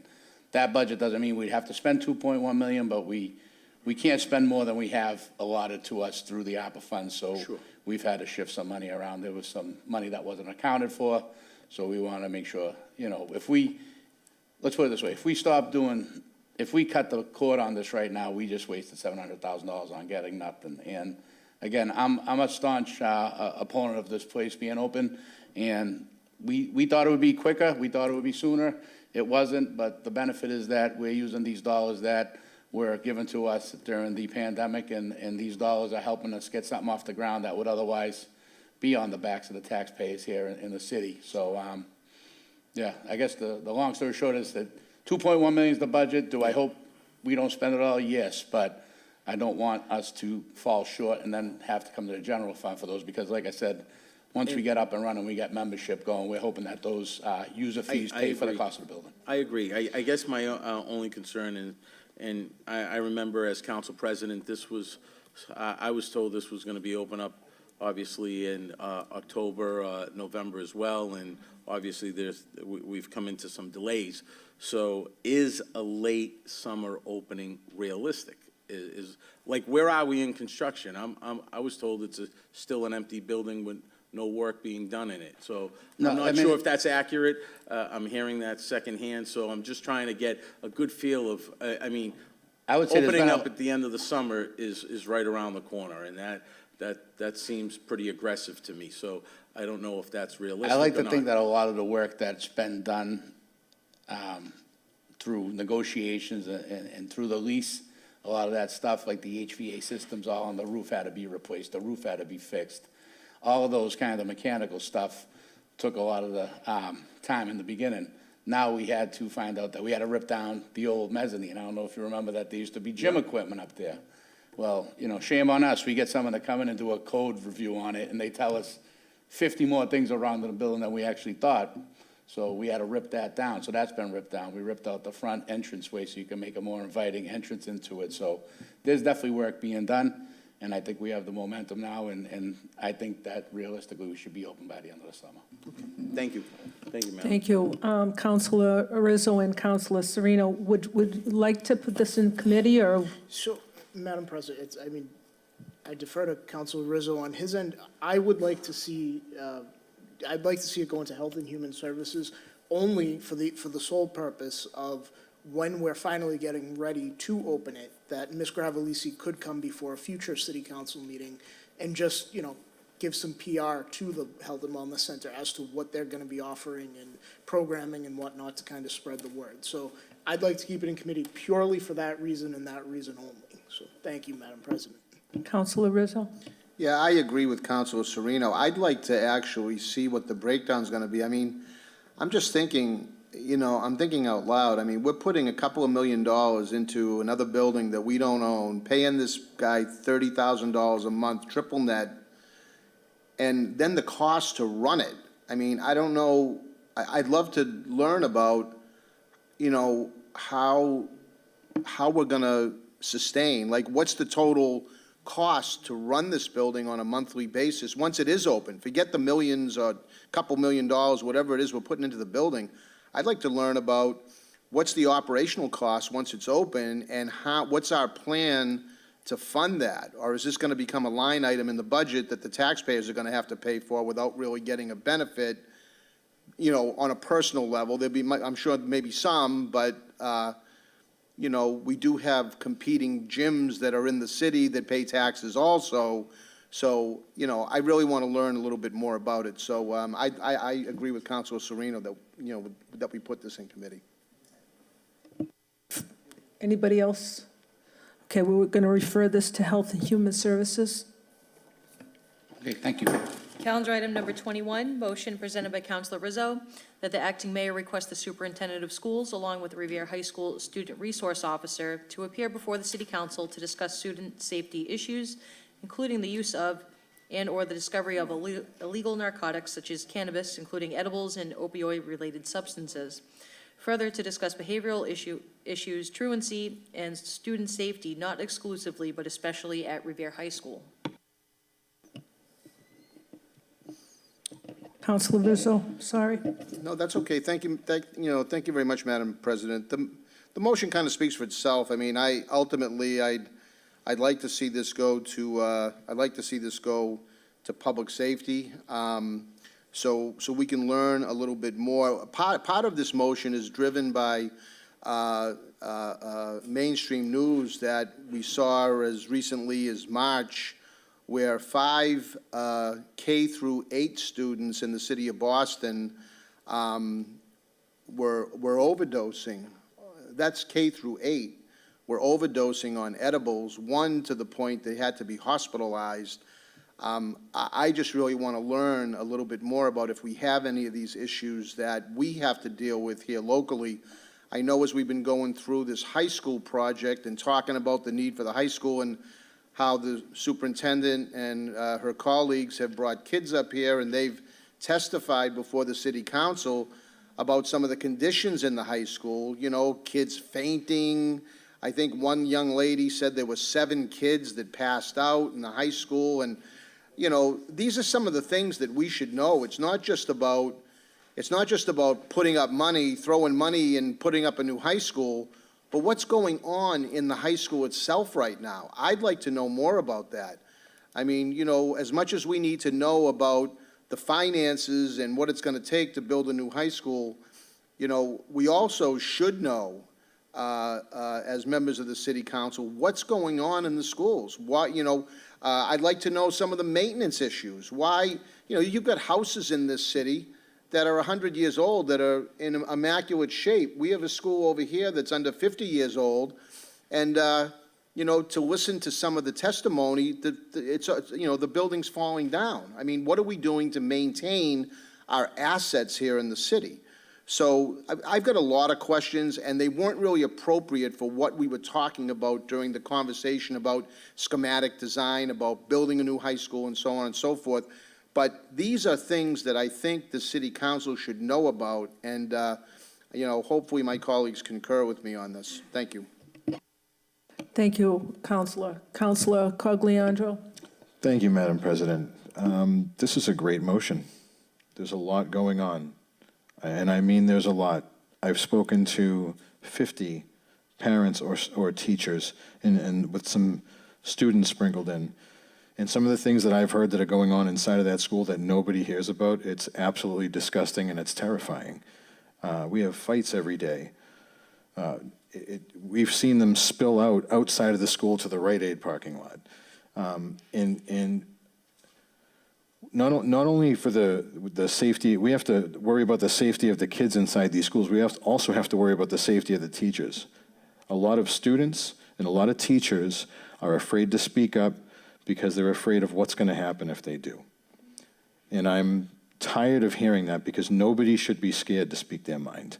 And I do wish that the superintendent did stay to address, to speak to us about this. But there's so, I mean, I know this is about student safety, but there's so much more going on, especially with teachers. And a lot of them feel mistreated, they're scared. I had a teacher break up a fight, get a concussion, and get charged sick days for it. So there are so many issues going on inside these schools, and I'm just talking about the high school. I have data from some of the other schools, Beachmont, SBA, Wayland, Garfield, RMA. I mean, and there's, inside this motion, we have, we talk about people that are from outside the city that are going to school in here. We pay for that. We talk about not having an absence policy. We don't have honors or AP classes anymore. There is so, I could go on. I could go on and on about this. But we really need someone to tell us what the heck is going on and what they're doing about it. Because not just us, but a lot of people in this community are kept in the dark about things. So I'm sure there's going to be further discussion on this. Thank you. Thank you, Counselor. Counselor Visconti? Thank you, Madam President.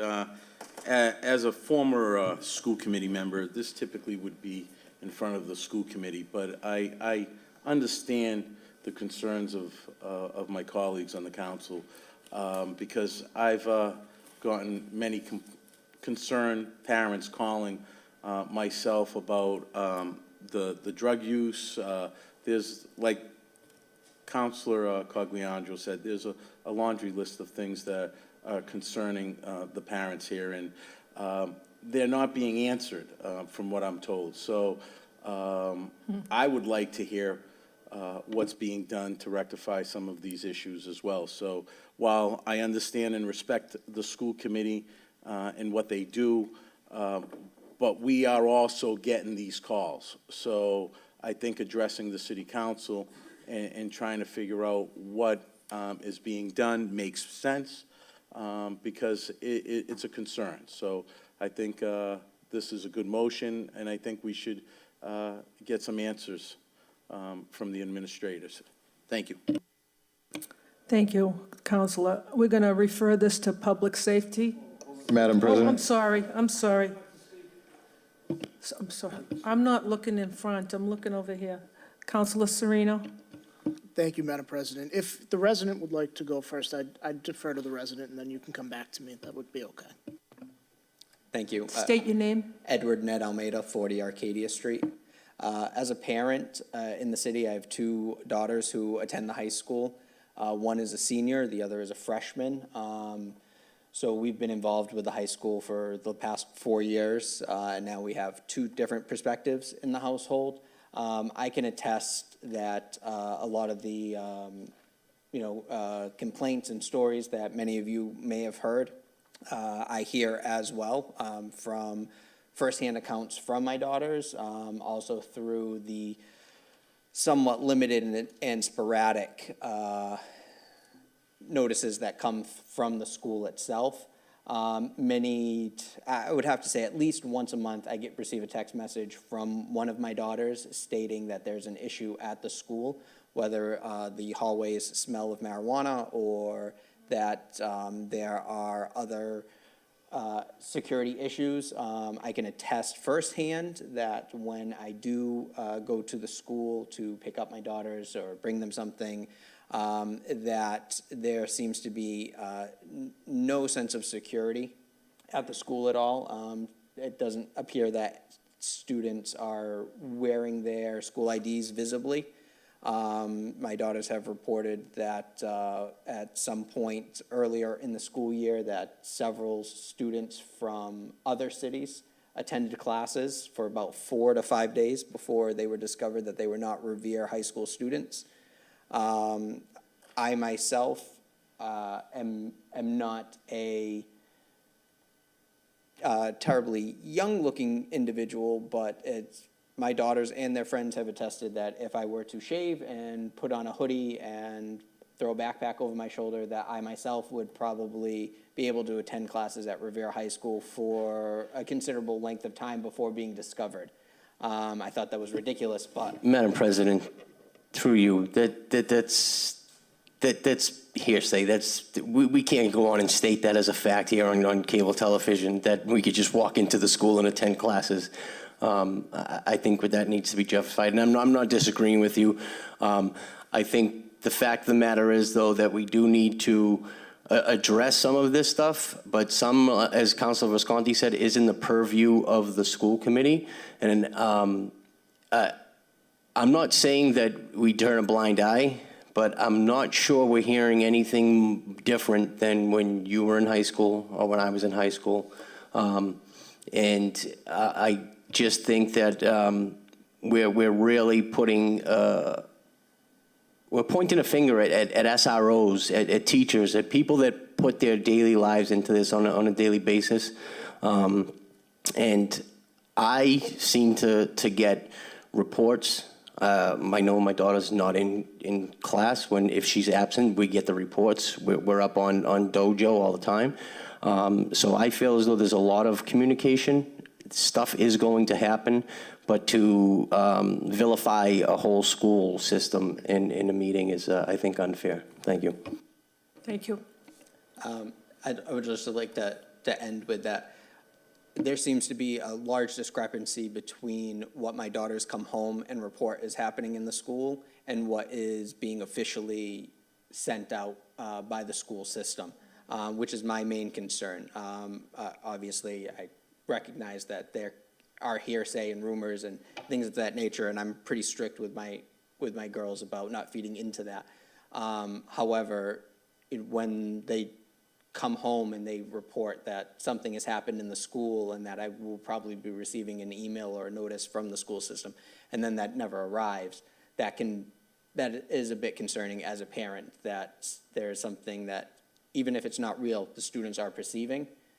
So having better notifications to the parents, whether to dispel a rumor or to inform parents, would be greatly appreciated. Thank you. Any other councilors? Councilor Sereno. Thank you, Madam President. I want to thank Councilor Rizzo for putting in this motion. And I know within the motion, it does reference truancy. And I wanted to bring up to this city council and to the people of Revere, I had seen, and to my good friend on the left, I would have to disagree because I spoke with 2 teachers. So let me back up. I saw a Facebook post in a social media group that I'm a part of, in part because of learning more about, the new construction of the new high school and whatnot. And a parent had posted about how the school wasn't counting absences toward, they weren't counting student absences for non-medical or familial.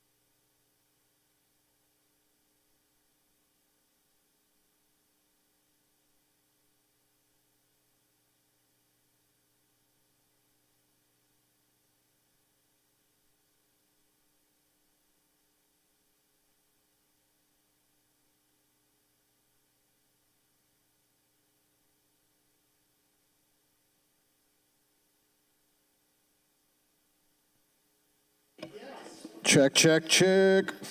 Back? Wow, it's back. We're in. Wow. Back on.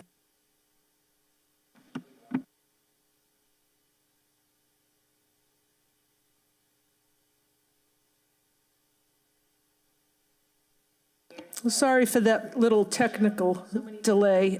Councilor Serino, you were speaking? Thank you, Madam President. I was speaking on Councilor Rizzo's motion regarding the school department in general, and I was saying that he references truancy in the motion, and I'm not sure when the mic cut off, so I'll just kind of repeat a little bit of what I was saying, that about a couple months ago, I had read on social media in a parents and students group relative to Revere Public Schools that student absences that are non-medical or not familial or religious reasons are not counted within the school system. So I found that totally absurd, and quite frankly, I didn't believe it because I just thought it was that crazy that it shouldn't be true. So I sent an email to the superintendent and to every member of the school committee because I agree that this is the school committee's purview, not the city council's purview. However, only one school committee member responded, and the superintendent did respond. And the superintendent, in her response, sent me the policy that's on paper. Well, a policy regarding absences is only as good as whether or not it is enforced. And to my good friend on the left, I spoke to two, not one, but two teachers at two different schools in the Revere Public School System, one of which had a student who was absent more than 30 times this school year. And this teacher was not permitted to send a letter home to the family or investigate as to why. It was not medical, it was not religious, it was not, these absences were not for anything other than truancy and not showing up.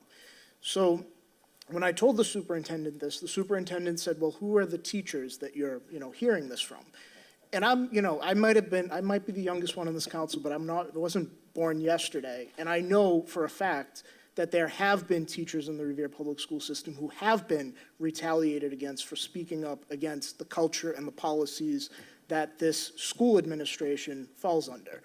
So I was not about to give up those two teachers' names, but if a city councilor, if an elected official in this city is going to the school committee and to the superintendent, that should be sufficient grounds enough. All I was doing was asking that they investigate and look into this, because obviously it's an issue if it was two different schools. My word as a city councilor should have been sufficient rather than saying, well, who are the teachers and what are the schools? No, you go back and do an investigation and see where these student absences are and what is being done about it. So I disagree with Councilor Silvestri that, there are a lot of things going on in the school department that are coming to light, in part, I think, with the high school conversation and talking to families who have left the Revere Public Schools, who are, quite frankly, from what I'm told, are just dismissed by the school administration as, the fringe families that choose to send their kids out of district. But I would hope that the superintendent does appear and that we do discuss some of these issues because they are legitimate. We're not generalizing, but where there's smoke, there's fire. So I would argue that we should be discussing these if the school committee doesn't have the fortitude to address them head on. So thank you. Thank you, Councilor. Councilor Cogliandro. Thank you, Madam President. Councilor Silvestri, you're right. This is a school committee issue. But the problem is, and Councilor Serino said it, and he hit the nail on the head, it's retaliation. So people are coming to us because they're afraid to go to school committee members, because they're afraid it's going to get back to the administration, and they're going to be retaliated against. So they come to us. This is not a council issue. It shouldn't be. But at what point do we intervene? What point do we start saying something? I have 50 pieces of info. I stopped at 50. I have so much information here about reports from teachers. 90% of this is from teachers. So, I don't know if there's anything we can do about this. I really don't. I don't know if we're going to get somebody up here to actually have a discussion about what's going on, an honest discussion, because there is a lack of transparency about the things that happen inside of our schools. I have 2 kids in the school system. It happens. It's a real thing. I'm not just making this up. I never said once anything that was said here tonight was made up. No. Never said I wasn't it once. alluding, Counselor, I was not alluding to that whatsoever. I apologize if you thought I said that. I did not. Any other, Councilor Rizzo? Thank you. I just wanted to follow up too, just in closing, and, you know, it's been said a few times, oh, it's a school committee issue, it's a school committee issue. And you know, I mean, to me, when it comes to public safety, when it comes to taking care of kids, I mean, part of this motion talks about, we want to know what the statistics are, what the situation is from the school resource officers as to, problems pertaining to any type of, overdosing or, problems like that might exist in the high school. I don't see how that's, I mean, we can't sit here and say, look, just vote on money and then shut up. Don't ask a question about the safety of the students. Point of question, I guess, but okay. So, I don't think at all that we're out of line, asking these questions. I mean, we represent parents of these children. So while we might not represent, the curriculum and what goes on, day-to-day school programs and things like that, these parents are sending their kids here. These teachers, a lot of them are constituents of ours that we hear from. How many teachers have left and gone to other districts? We've got 3 principals in 5 years down at the Whalen right now because of issues going on in the school. So we've got issues in this school district, and we can talk. Some may not want to talk about it. Okay, but I'm not going to be one of those. I think we need to address it. It's been long enough. And we heard from enough students coming up here talking about the conditions and things that are happening in the school. We hear it every day. I don't see why we can't have a conversation with the superintendent and with the SROs to see what's going on and how maybe we can correct these problems that exist. To me, to not do that would be putting our heads in the sand, and I'm not prepared to do that. Thank you, Councilor. Councilor Silvestri? Thank you, Madam President, and I appreciate the leeway. I just find it a little disingenuous that we move the goalposts so much when we want to stand firm on fiscal responsibility, and that's our only job, that's where we stand. And when we don't want to, we then go on and say, well, this is our job because the people come to us before us. But so then I guess we have to find a happy medium here. We're either a fiscal body or a body that's going to deal with all the issues, but we can't pick and choose when we're which. And that's my objection with this whole motion here, is we're either picking and choosing or we're going to be straight across the board. Thank you, Madam President.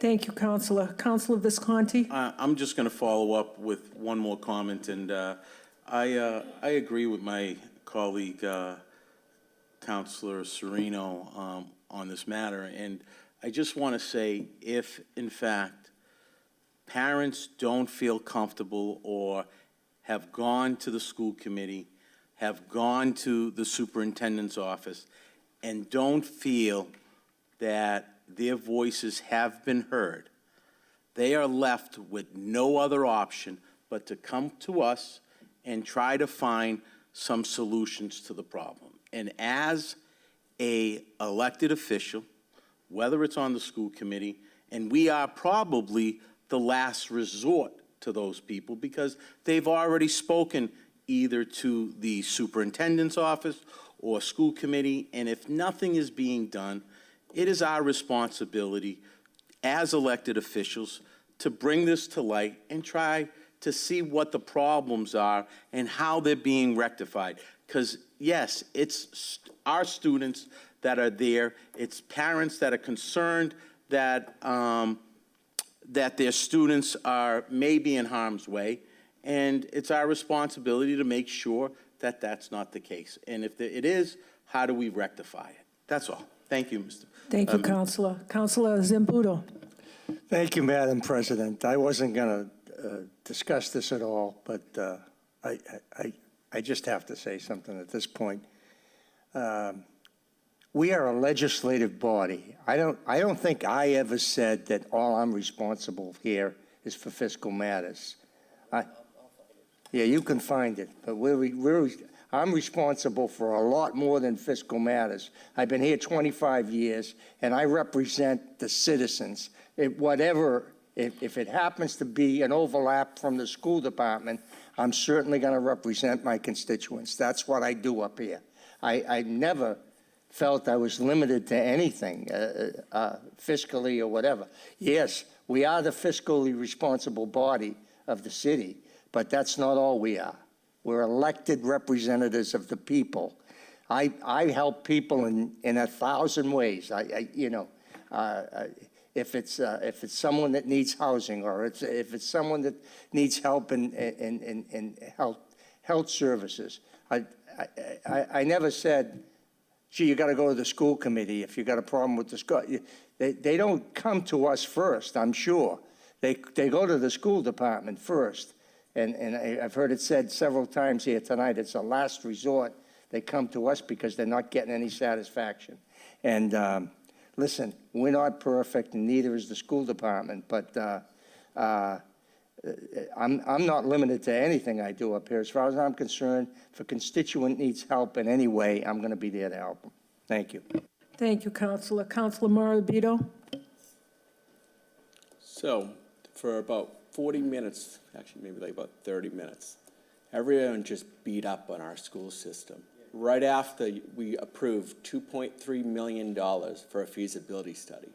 Who the hell would want to come to our public school system after beating it down over and over and over again? Not for nothing, but let me tell you something. I do not have kids in the school system, okay? And that's one of the reasons I just stayed quiet. But at the same time, I do have a lot of teachers who have been to different schools, that teach at different schools, different cities. And even in the workforce, it's not like when we were younger, the generations have changed. Everyone's about roles, responsibilities, accountabilities. You can't hold people accountable these days. It's so difficult to hold students accountable. Like I've heard stories about teachers not being able to say anything to students when they're smoking marijuana in the bathrooms, that they're told, you have to go see the administrator. That is, I do think it's wrong.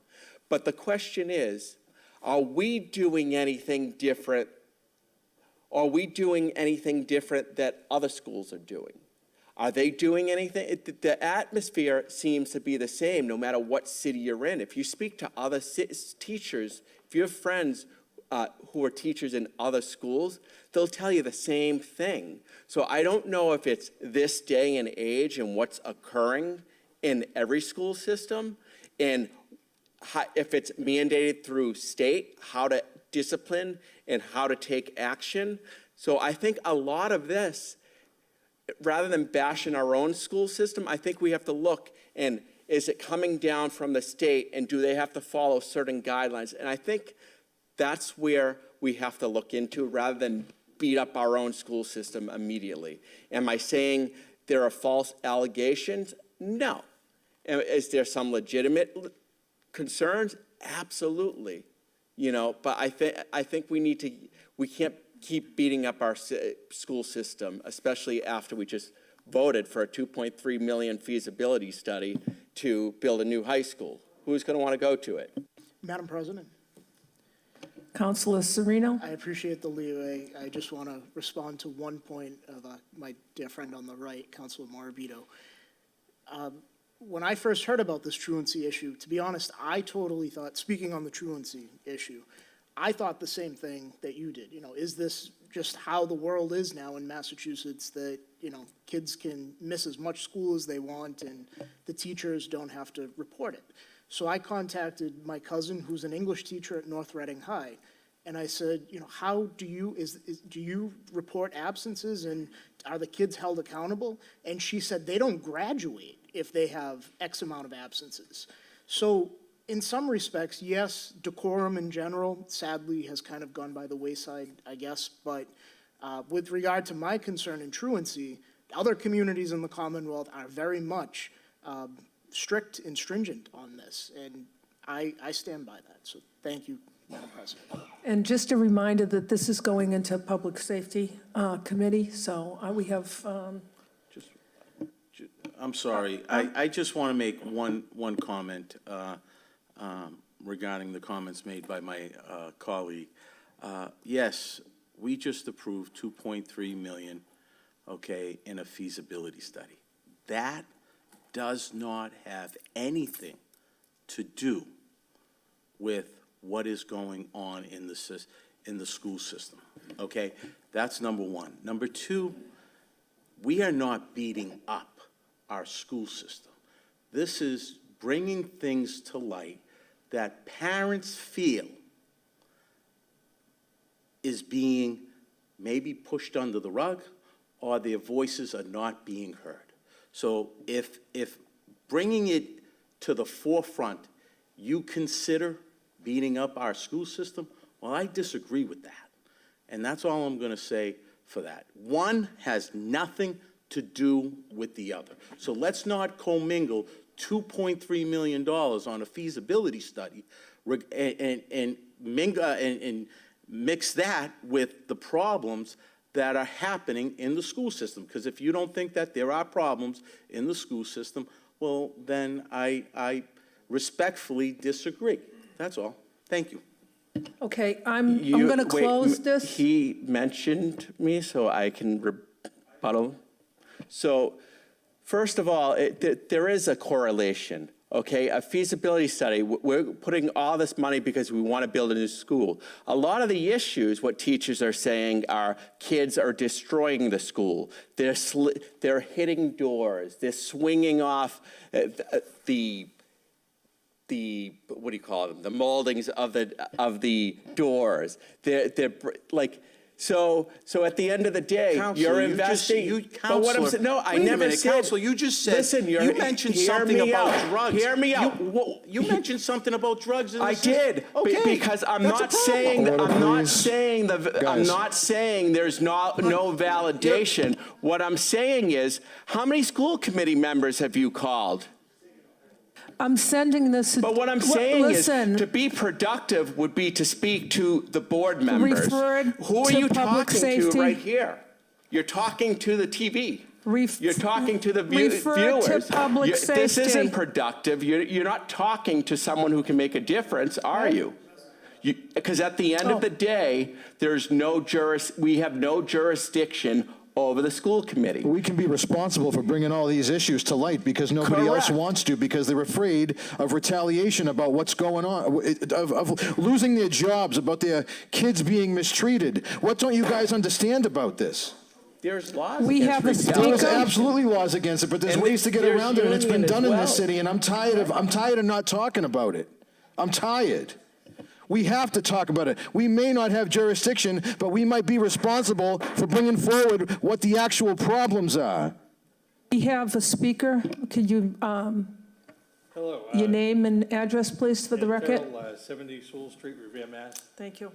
Everything that has been talked about here today is true, because many of the things I report that come off the police scanner would never be reported by the school department unless I did it. And in terms of retaliation, it's absolutely true. Councilor McKenna, Speaker McKenna, you've been retaliated against with 3 people, and 2 of those people were on the school committee. It happened to me. It is outrageous. Things like that don't happen in America. Public servants do not attack private citizens in America. It does not happen. You see those things in Cuba, in China, in Iran. The biggest problem with Revere is the bullies that have been bullying everyone around the city for about 3 to 4 years, and it needs to end. And if it doesn't, then we are no longer a democracy. It is absolutely outrageous, and it needs to end right now. Thank you.